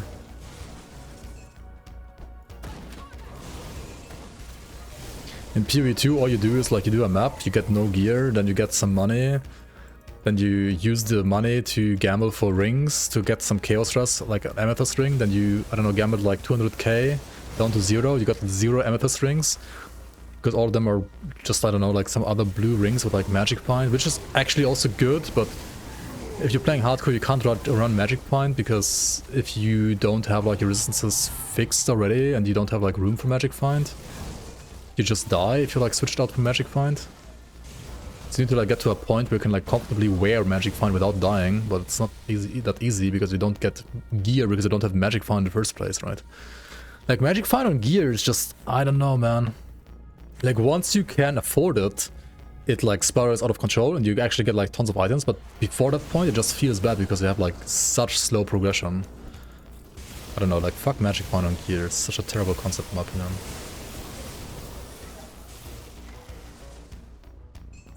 And PoE2 has like almost no like, or like, I mean it does have like some ways to like craft stuff a bit more deterministic, but I feel like once you get to that point where you can reliably craft stuff deterministically, you are like at tier 15, 16 maps already, right? Before that point, you literally don't have enough resources to even like attempt to do that like reliably. And since there's no crafting bench, I mean it's literally just Gamba, right? You either Gamba at the vendor, like at the literal Gamba guy to like get a good item, or you Gamba with like alterations and so on. Oh wait, not alterations, like transmutes and augments, right? And then like regals and chaos. I think that's just pure Gamba. And like, if you remove crafting bench, right? And you have runes, why the fuck do you not make movement speed an implicit on your boots?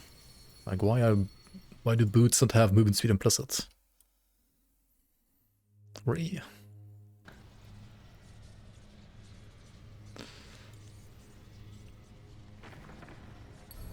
Let's go get Chariot next, I think. Yeah. That sounds fair.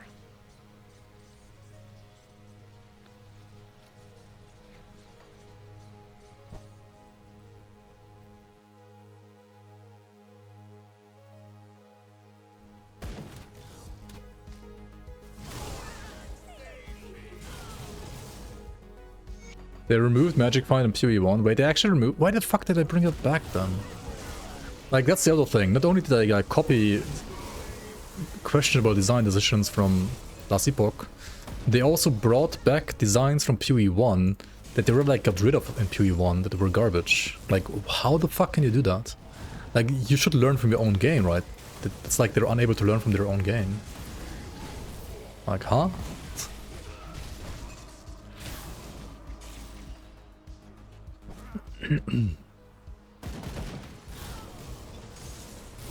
Like, instead of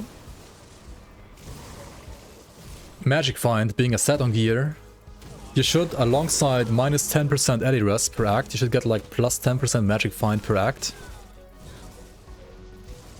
And that's it. And all the other Magic Find is only from like maps and like how you juice the maps, right? Not from gear. Then you would have like 60% Magic Find by the time you get to maps, which is I think reasonable compared to like what you usually have on our average right now, and you wouldn't have to like worry about it. Like, I don't know.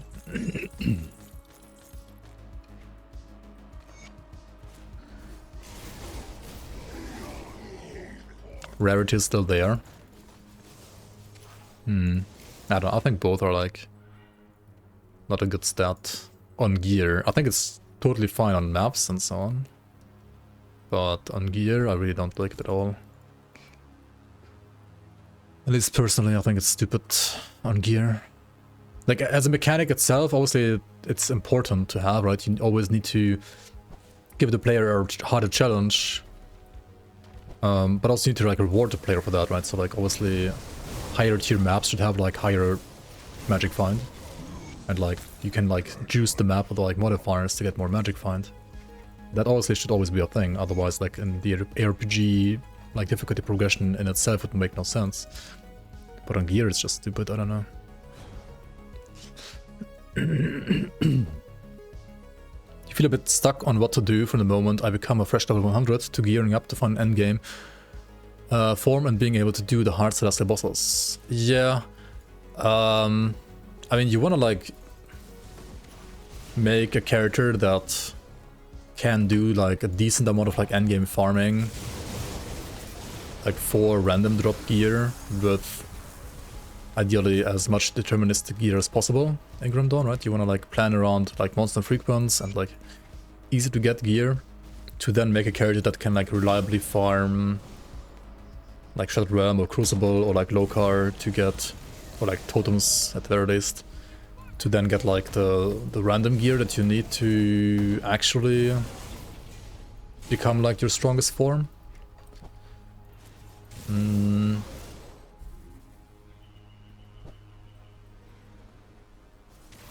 So yeah, there is a gear grind in Grand Dawn as well, of course. Not as bad as in Grand, like not as extensive as in PoE, but it does exist, of course. Yeah.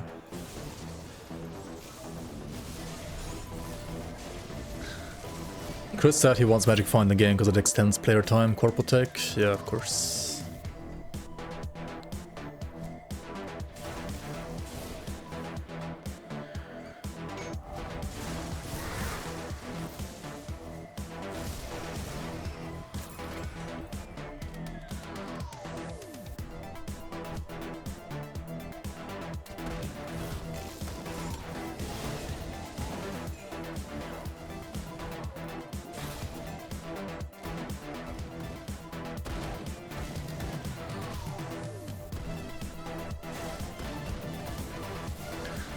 Yeah, I don't know, like it's a bit problematic because it can spiral and like out of control, like Magic Find itself as well.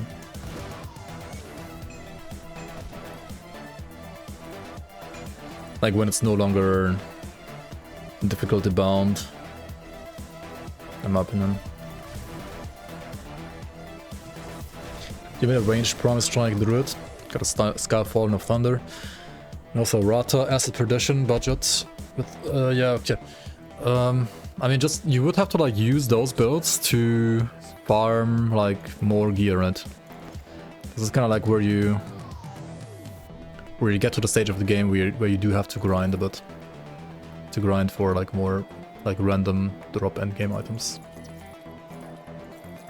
Like for Promise Strike, the Ultos set, right? You would have to like grind totems or Shadow Realm or like dungeons over and over until you got like Ultos set blueprint, for example. Or for Rata Aegis, or like Rata Sentinel, you want the Sentinel of the 3 set. Which endgame components to use? I don't remember if I made a video about that, but most of the time what I would do is like just look at endgame, like min-maxed endgame builds, and then like see what kind of like components people use, and then you should be able to figure out which components are good for endgame and which ones aren't, by just like looking at what people are using and what they aren't using.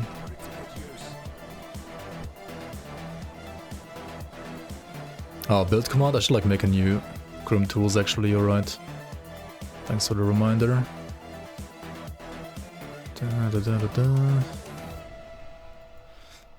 Let's see here. That's what I'm playing right now.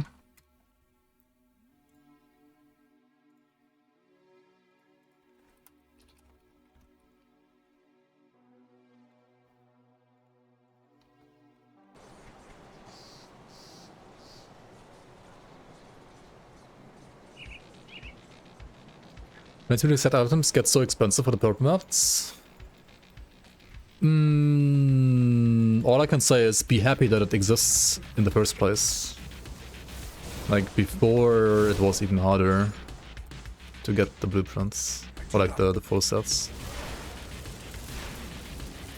I think it's very fair. It's not expensive at all actually, compared to what power you get and how hard it was to get that power before the introduction of transmutation. I think it's more than fair actually.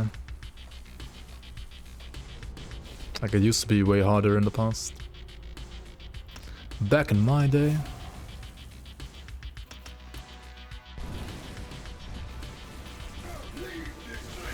Leave this place. What? How did it hit me behind him? What is this degree radius? What the hell, dude? I mean, we still killed him. What the hell? That was wild.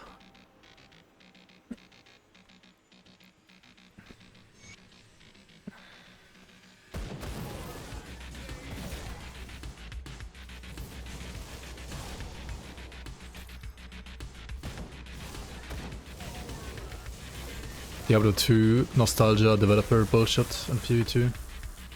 Yeah, I guess. Partial components in Grim Dawn 1.0, yeah. Imagine like farming 1 Kyrian Shattered Soul in the Grim Dawn 1.0. It was like 50 runs, dude. Because the drop rate was like, I don't know, like 1 in 5 or something like that. And you had to like get 4 pieces to get one like complete shard. Shattered Soul, right? So, I mean, okay, 20 runs, I guess, at least on the average, right? Something like that.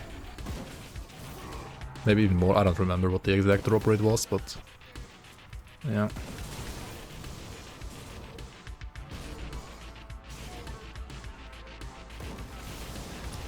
Like, even Grim Dawn, like, got rid of quite a bit of its grind, to be fair. Sometimes I feel like even too much, but...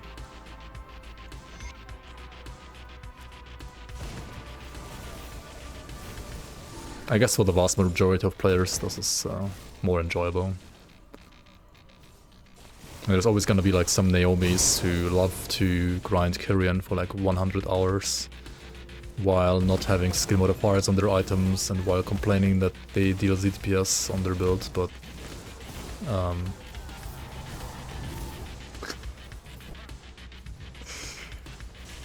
like some people actually like that, I don't know really why, but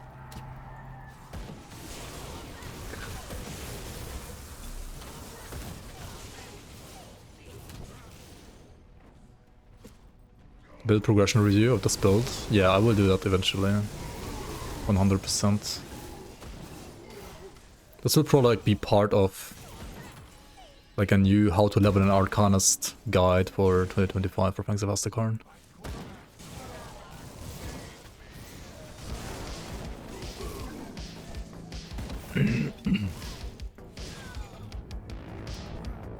Music in your ears. Dirty talk with Naomi is like, you just talk about like game design decisions of Grim Dawn 1.0 and then she's ready.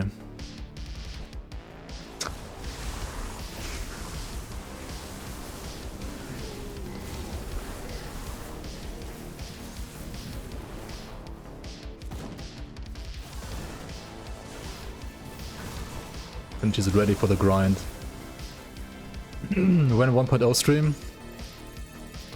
Who knows? Last year I said maybe next year. Okay, so I guess maybe this year. Maybe, right? But only maybe. It may be this year, but it might also be next year.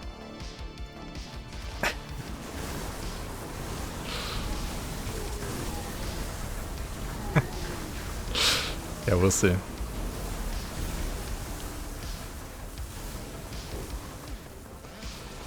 I mean, honestly, Fangs of Astakarn is taking like probably a little bit longer than I expected initially, so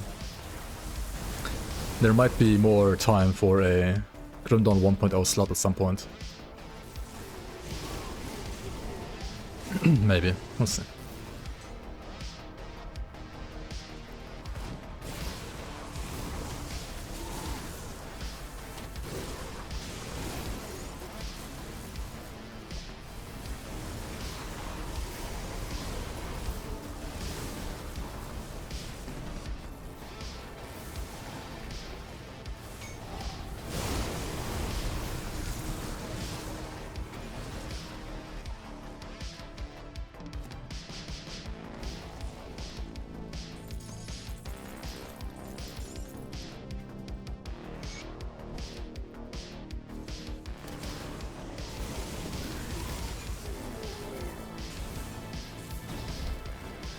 Did partial components have completion bonuses in 1.0? They didn't, right? I think they did at some point in like pre-1.0.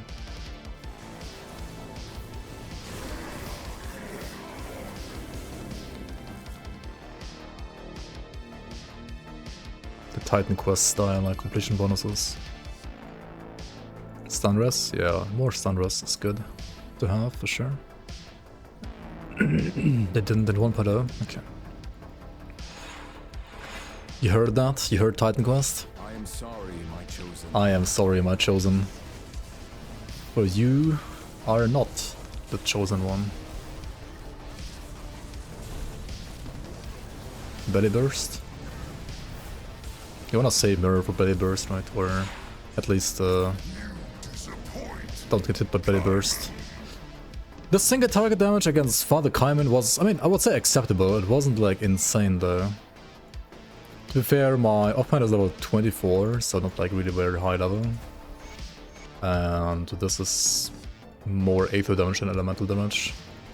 And you need like a new weapon, honestly. Like a new staff, maybe. I mean, like scepter. This dagger has way more fire damage and casting speed, actually. That's actually an upgrade. Yeah, this thing was like okay for like level 40, but now it's like really not good anymore, is it?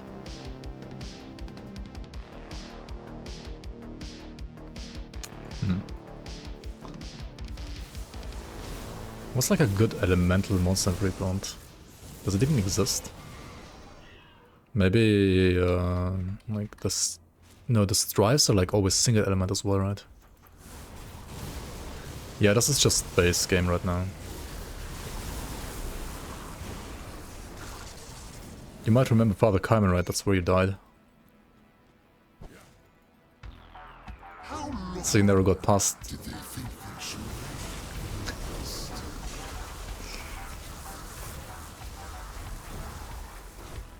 Remember every death?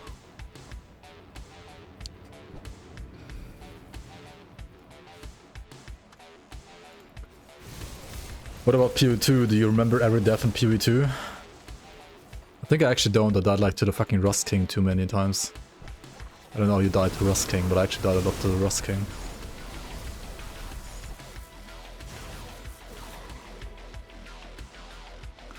Dude, I die like so often in Act 1 on like non-melee builds in PoE1, it's unreal. Like, it's not even funny, it's so stupid.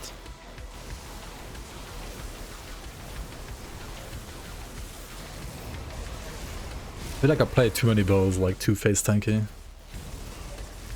But like in Grim Dawn, you can kind of like play casters face tanky if you like know what you're doing. In PoE2, not so much. Died a lot in week 1. Oh yeah, week 1 had like the bullshit like you can't escape because we surrounded you now shit going on, right? You were like surrounded non-stop in week 1. I remember that like on the first day. I played like only one day because then I couldn't play anymore, right? But day 1 I was like perma surrounded by everything. And then January actually they kind of fixed that, like it feels a lot better now. Noob to PoE stuff, I mean same. Kinda. Maybe not as noob as you, but yeah, same. How many hours do you have in PoE1? Like, did you play endgame in PoE1 at some point? Like, some maps at some point?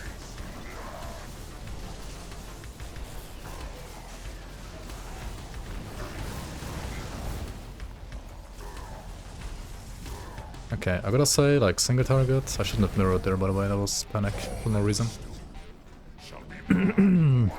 Yeah, this fight is not that good for Panetti right now, I have to say. Like, this could be better, for sure. At least, compared to like what I'm used to as a berserker now, this feels weak. It's not really weak though, like it is fine, but... It just feels weak to like the actual strong stuff, I guess. To like the giga strong stuff.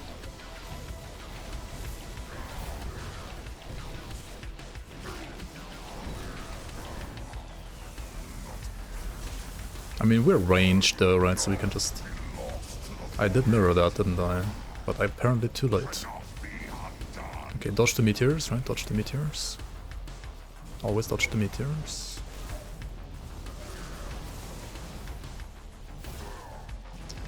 Jesus. Can he die, please? There we go. This took like a bit too long for my taste, not gonna lie.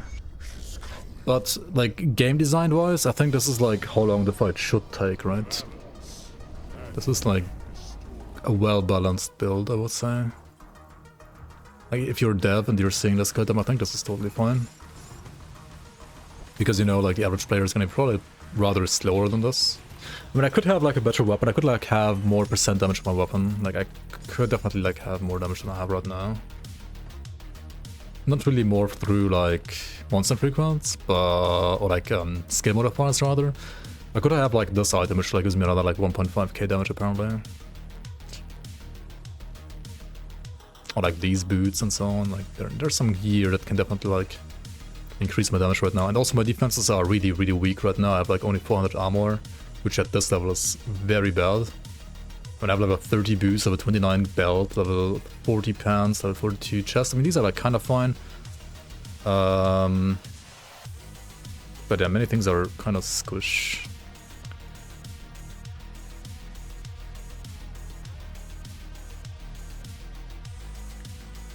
What have you bound to the camera buttons to comfortably shift around in combat? I have the default buttons. Or like the one default button rather. I just use my mouse, middle mouse button, right? So like I press down the mouse wheel. I press it down. Like I hold down the wheel, right? I don't scroll, I just hold it down to enable camera rotation. And then I move my mouse to the left or to the right to rotate the camera. You can also do the keys on the keyboard to rotate the camera, but those are too slow for my taste. Whereas this can go like a lot faster.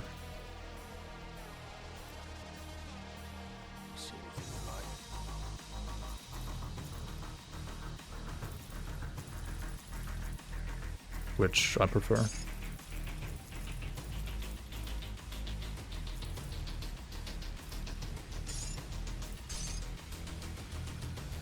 Oh hey, it's the same chest I had before, just like empowered.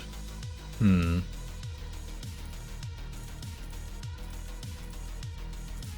might want to use that just because it has like more armor. And armor is good. Unlike PoE 2, right? This is not PoE 2. Armor is actually good in Grandon. Oh shit, also we got this item. I mean, it's an Aether damage based item, right? But it's like +1 Arcanist again. So, yeah. It's just better, right? Like 100% better. 100 better. Even better than these. Okay, we can sell these two then, I guess. Just get the random blue item, right? Just get it. Usually I say like blue items are trash, and I mean this item is not really that great either, but it has like +1 to all skills, like all it needs to do to be better than what I had before, which really wasn't that good, I guess. I'm gonna like handle some quests here too, right? I don't know if this is still happening in the next DLC or when, but will they ever fix the whole normal elite and ultimate? I feel like I run around all over the place in each difficulty. Makes leveling process weird to you, and I don't even want to touch parts of the game. I mean, you don't have to play Elite ever already right now. Like, you can just skip Elite. You can just do normal, full clear normal, and then go to Ultimate, and then like full clear Ultimate. Like, that's kind of like how the game is balanced right now. You full clear normal, you ignore Veteran and Elite, you never play those, and after full clearing normal, you full clear Ultimate. That's how I would always recommend everybody to play this game, honestly. Like, I think that's the best experience right now. Of course you can do it differently if you want to, but I think the best experience right now is to do what I just said. Need something broken down? Like, it's gonna feel... It's like the best mix of... like... enough... like, variety when it comes to, like, what content you're doing. Like a pretty balanced out reputation gain. And a, like, balanced out, like, XP gain. Do you think they're gonna rework it ever? Rework what exactly? So you only have to, like, do one difficulty? I mean, you can do one difficulty only on, like, second character. But for first character, you can't really... And I don't see them changing that really either. And the thing is, like, they can't, like, completely remove Elite and Veteran. Because... A, they want Veteran to be there for people to have like an additional challenge for the people that would like to have an additional challenge or a game. You don't need it, it's kind of like a waste of time if you like want to play the game like quote-unquote like efficiently. But it's there for people that would like to have an early challenge. And Elite needs to be there for people that don't have the expansions, right? If you're playing the base game only, you kind of still need Elite. Skipping Elite makes sense if you have like all the expansions. Then you can like reduce it to like a 2 campaign playthrough instead of like a 3 campaign playthrough. And like if you want to do a 1 campaign playthrough only, you need to start at level 1 in Ultimate, which you can do once you get to Ultimate Conclave of the 3 on 1 character. Then you can like go to a shop there and then like buy merits, right? And with those merits you can then like go to another character, get your merits, and then you can skip normal and elite difficulty with those merits. And like basically start in Ultimate right away. And then you can play level 1 to 100 in Ultimate only. That also works. Ideally you want to combine that with like experience potions and so on, so you can like level up even faster. I would never ever suggest anybody to like ever clear 3 difficulties right now in Grim Dawn, even on a first character. I would never ever suggest that.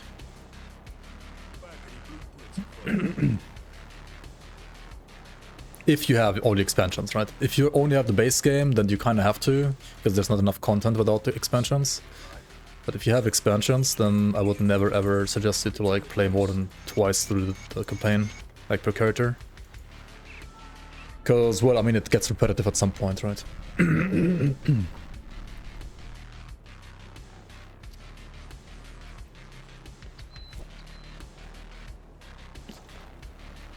And I mean, okay, I think they should rework the whole like difficulty system. If this was like a live service game like FoA or Diablo, right, where they can just like do whatever they want and it's gonna like apply to every player out there that plays the game. But they are not that, so they kind of have to always keep in mind the people that only have like the base game, that don't have the expansions and so on. Like they can't like balance the entire game around like everybody having the expansions, because, well, some people only buy the base game and then they're gonna have like an awful experience playing on the base game. So it's a bit hard to sometimes like balance all those things. But like they have to like always keep that in mind whenever they like do changes that like affect everything. They always have to like think about the people that don't have the expansions. Which sucks a bit. You can't even farm Krieg's armament in Elite anymore. Poor Elite. Yeah, Elite is just... Elite exists if you don't have the expansions. If you have the expansions, don't ever play Elite. It's a waste of time. And sanity. They are adding another difficulty on top, but that will have a shared playthrough, right? It's like Ultimate and Ascendant mode is kind of like normal and Veteran, right? Like... I think Veteran existing is fine for the reasons that I said before. And it's also totally fine because it shares your progress with normal, right? I could go here, tick Veteran, right? And I can go into the game and I can like continue where I was before, right? So I can literally do the same content that I just did, just like on Veteran instead. And I think that's fine. It's kind of like in Diablo 3 where you had like different torment sliders and so on. And the same is going to be with like Ascendant and Ultimate, right? So Ascendant mode is gonna be a thing you can put on top of Ultimate mode, like another layer of difficulty. And Ascendant mode is actually gonna be only playable at level 100 only. So you need to get to 100 first, and only then you can play Ascendant mode. So it's kind of like a different kind of endgame, right? It's endgame only. So then you have like Ascendant mode as an endgame mode. You have Good, you're back. Crucible as an endgame mode, and you have Shattered Realm as an endgame mode. It's just like an endgame expansion. It's not really like about leveling in any way or form, because you literally can't play it before 100 anyway. And it shares your progress with Ultimate, right? So you can walk around wherever you were in Ultimate on Ascendant mode as well. The problem with Elite mode, right, is that Elite does not share the progress with neither normal nor Ultimate. It's like a new complete like playthrough, and that's why it's like the main reason why it's a complete waste of time. Because what you want to do, like after beating all content on normal and like after getting your like character ready for Ultimate, you kind of only want to play Ultimate because Ultimate has like the best drops, everything, right?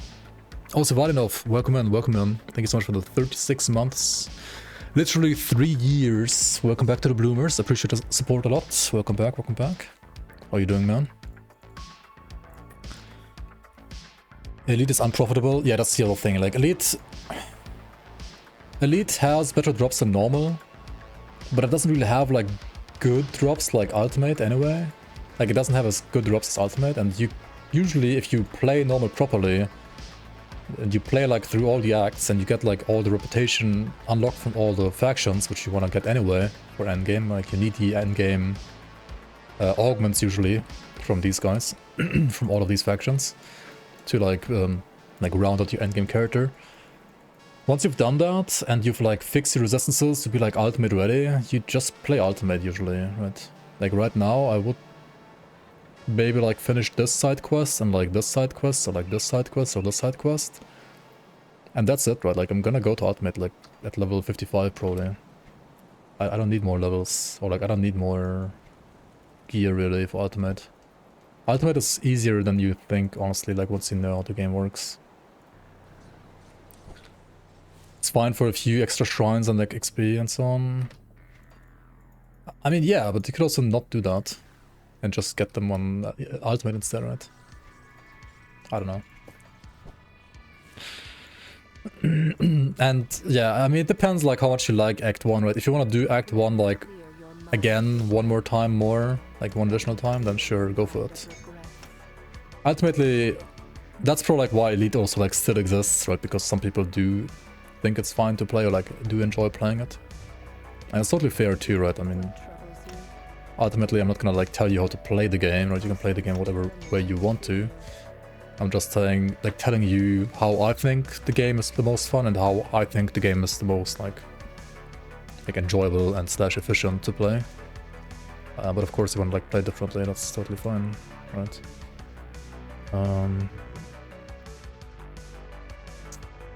Which is also like why it's probably better to have like more rather than less difficulties. You were surprised when you went to Elite in the League for the first time? Yeah. I mean, in the League we have like a bit more agency over what difficulties we as like League developers want to have in the game or not. It was a shameful experience. And I mean, the League, your reputation gain, your experience gain on normal is also like slightly tuned up compared to the base game, so it makes the transition from normal to ultimate even better, or like even easier. It's like another reason why we like skipped Elite completely on the League. Okay, hang on, I need to complete Chariot, right? And I need to remove the yellow here and the purple here. Why do I have like 9 purple even? I need 6 purple, right? Where do I get more purple? From this, right? Okay, I need to like keep this until I get Hyrian. So I can only like respec these 2 right now. Stay strong. And I could complete this and then like work on this, and I could also remove this one. Actually, I don't need this one ever, I think. Yeah, let's complete Chariot and then like Witchblade and Hyrian. And then eventually I need to remove Spider and Throne. Or maybe not. I mean, depends if I want to play Plains Lantern or not. Okay. Can you play Ultimate without Elite playthrough? You can, yes. Like, some older characters that you've played before can't, but Crate at some point changed so that once you defeat Logorian on normal, like killing Logorian on normal now unlocks Elite and Ultimate. Right, it used to be that normal Logorian unlocks Elite and then Elite Logorian unlocks Ultimate. But now normal Logorian unlocks Elite and Ultimate. Which means if you have not killed Logorian on your character yet, and you kill it now on normal, then it unlocks Ultimate as well. But if you have already killed Logorian before on your character, on like an older patch, then it only unlocked Elite. And killing Logorian again is not gonna make you unlock Elite. Ultimate, I mean. So you're kind of like stuck having to do elite. But it's like only for characters that like killed Logorian on normal on an old patch and haven't killed Logorian on elite yet, right?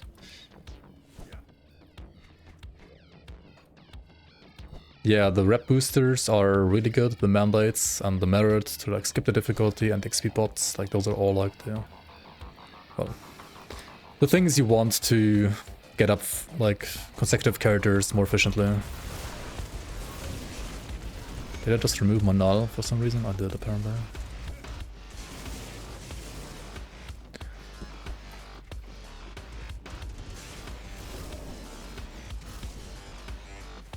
You could like get a shrine and a free...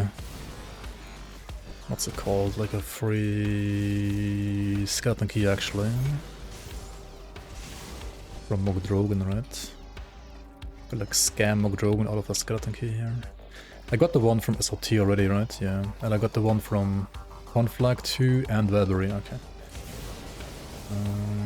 I mean, every dungeon has a shrine before the actual dungeon door. So I didn't check out Bastion of Chaos yet, but Bastion of Chaos, does it still need like 40 scrap to repair the bridge in the base game? Is it still that high? Like, what the hell, man? Is there a reason to do Elite? As I said earlier, if you have the expansions, right, if you have Forgotten Gods, then no. I think Elite is only worth to do if you only have the base game. Still 40 scrap, holy shit. That's way too much.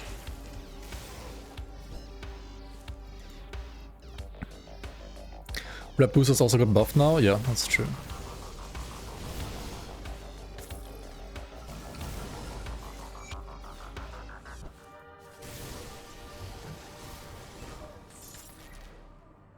I still think the first rep booster that you need to like get, or like 50% boost or whatever it is still like a bad design.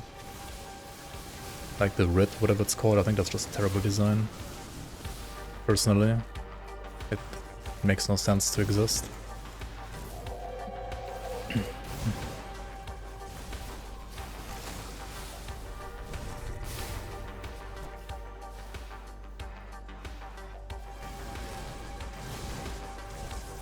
But the mandates are good.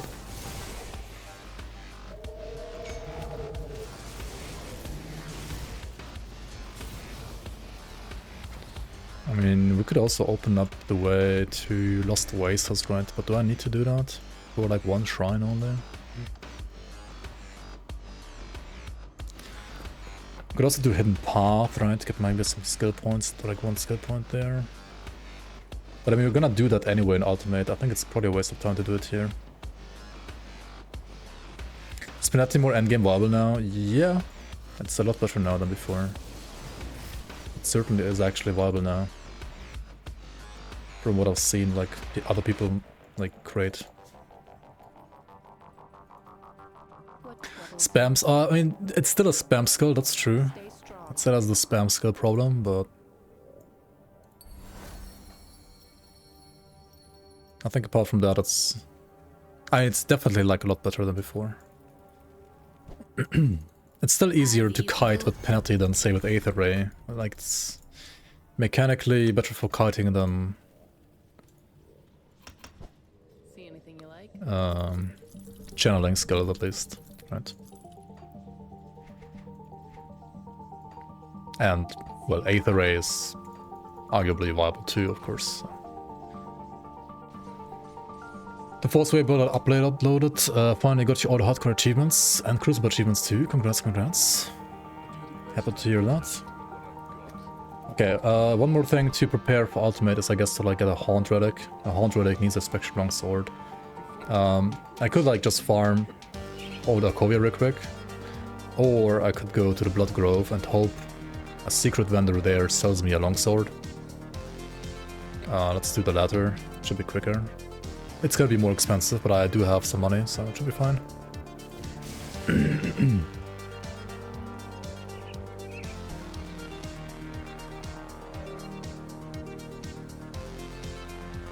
I gotta talk to every faction that's honored because Rits still are in the game. Let's buy the cheaper one. Which one was cheaper? This one was cheaper. Wait, it was like 100k. Holy shit. No, 10k. Oh, never mind. Okay. Items are so cheap in this game. Okay, and we need to... What else do we need for Haunt? We need the Spectre Relic and Haunted Steel and Aether Steel Bolts. I think Haunted Steel is like something I also don't have yet. Aether Steel Bolts. And do I have Spectre? I do have Spectre. If you don't have Spectre yet, or like Haunt as well yet, there is a vendor in Seacap District. I'm gonna show you real quick, right? This vendor right here in Seacap District, Hiram, he can sell you blueprints to relics. The relics that you have and relics that you don't have yet. Basically, he sells you relics of all relics that you can't buy from other faction vendors that are tier 1 and tier 2. So like these, I would say, are tier 1, and Haunt is like a tier 2 that I'm trying to craft. What are they called again? Like Transcendent Relics?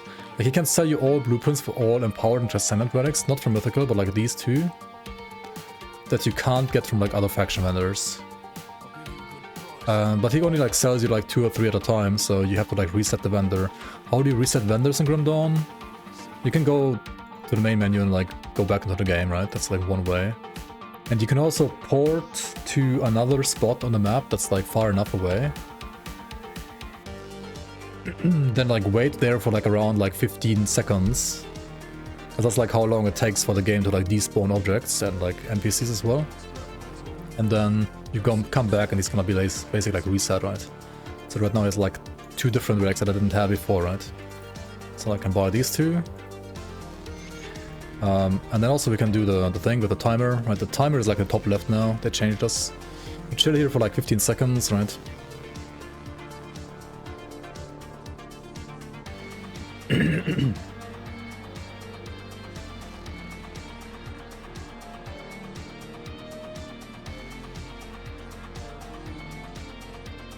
That's when we will go back.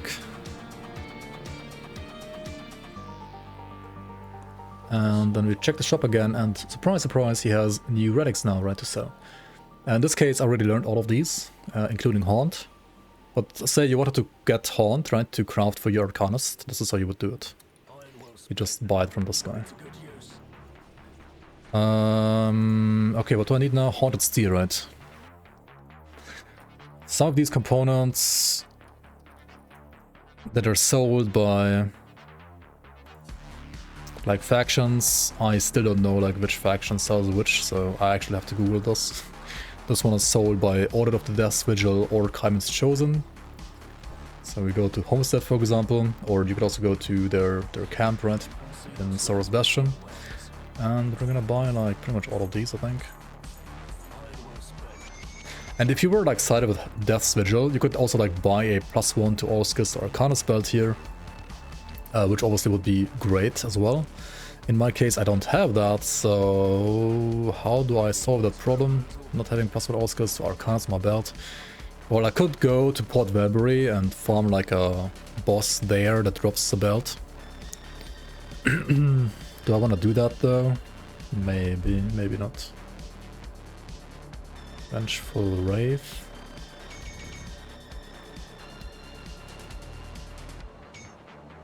And now we can buy, or like rather craft, the Haunt, right? The Haunt Relic.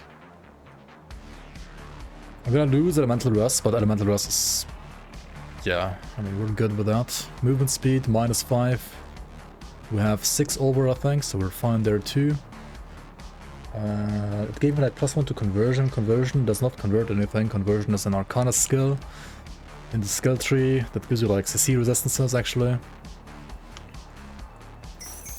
This one is going to be random, actually. The completion bonus is always random. You can like roll almost like any skill in the entire tree, right?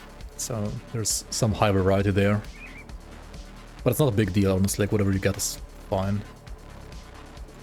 Coven also have an Arcana spell for level 65. That is a good tip. You can check it out. Like need another like 10 levels though, but yeah, it does exist, right? Coven, Vile, Wasteguard. Very nice. I could buy that and Good use. craft that eventually once I'm level 65 at least. I gotta respec my points again, right? Because I got +1 to all the skills here, and some of them I don't need that high, like this or this. Can rather put those 2 points into like inner focus or like the mirror, honestly. Like 7 points into this mirror skill is very nice always. Very nice for like cooldown reduction especially. Oh, I have like too many points here almost now, right? Conversion has like sweet spots at 6 and at 9. So I'm gonna like put it down to 6 I think right now. I'll put like 1 more point here. Yeah. And then I guess more points in mirror. Sure, let's do that.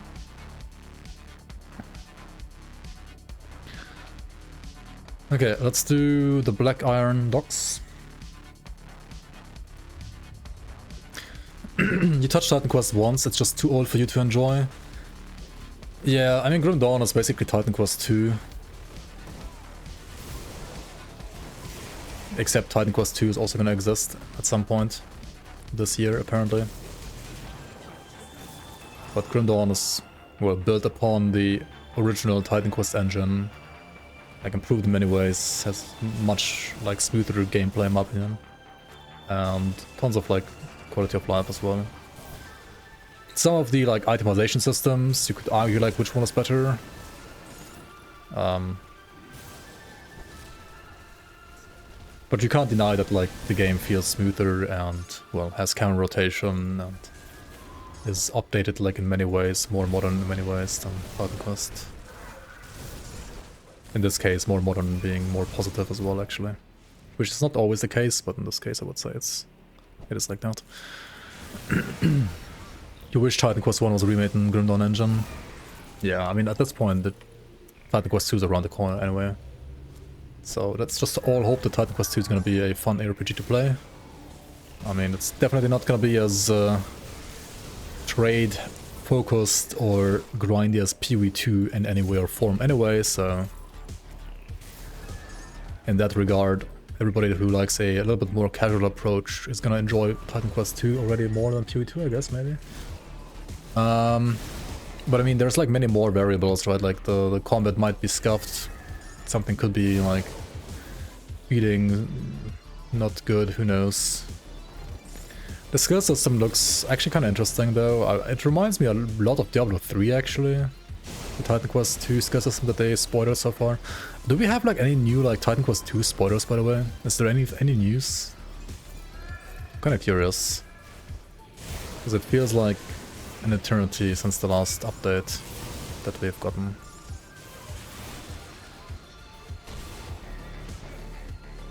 Can you farm specific endgame items in Titan Quest? There are monster frequencies in Titan Quest as well, yeah. Monster frequency system is from Titan Quest. I don't know what like endgame, but at least monster frequency you can farm in Titan Quest too, yeah. I mean, there was like a leak of an entire like playtest version of the entire game, right? Which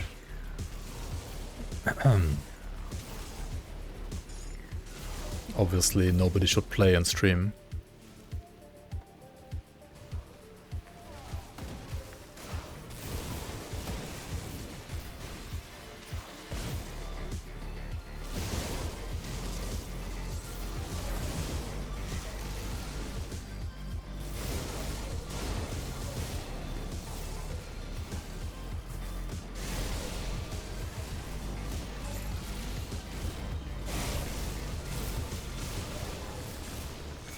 Pew pew pew. 40k DPS for Panetti, level 54. It's not too bad, I think. That sounds reasonable. Oh wait, you gotta like buy the fucking merit, right? Or did I already buy it? No, I didn't. That merit. I mean, not merit, writ. Anything you like? Writ, it's called? Writ, yeah.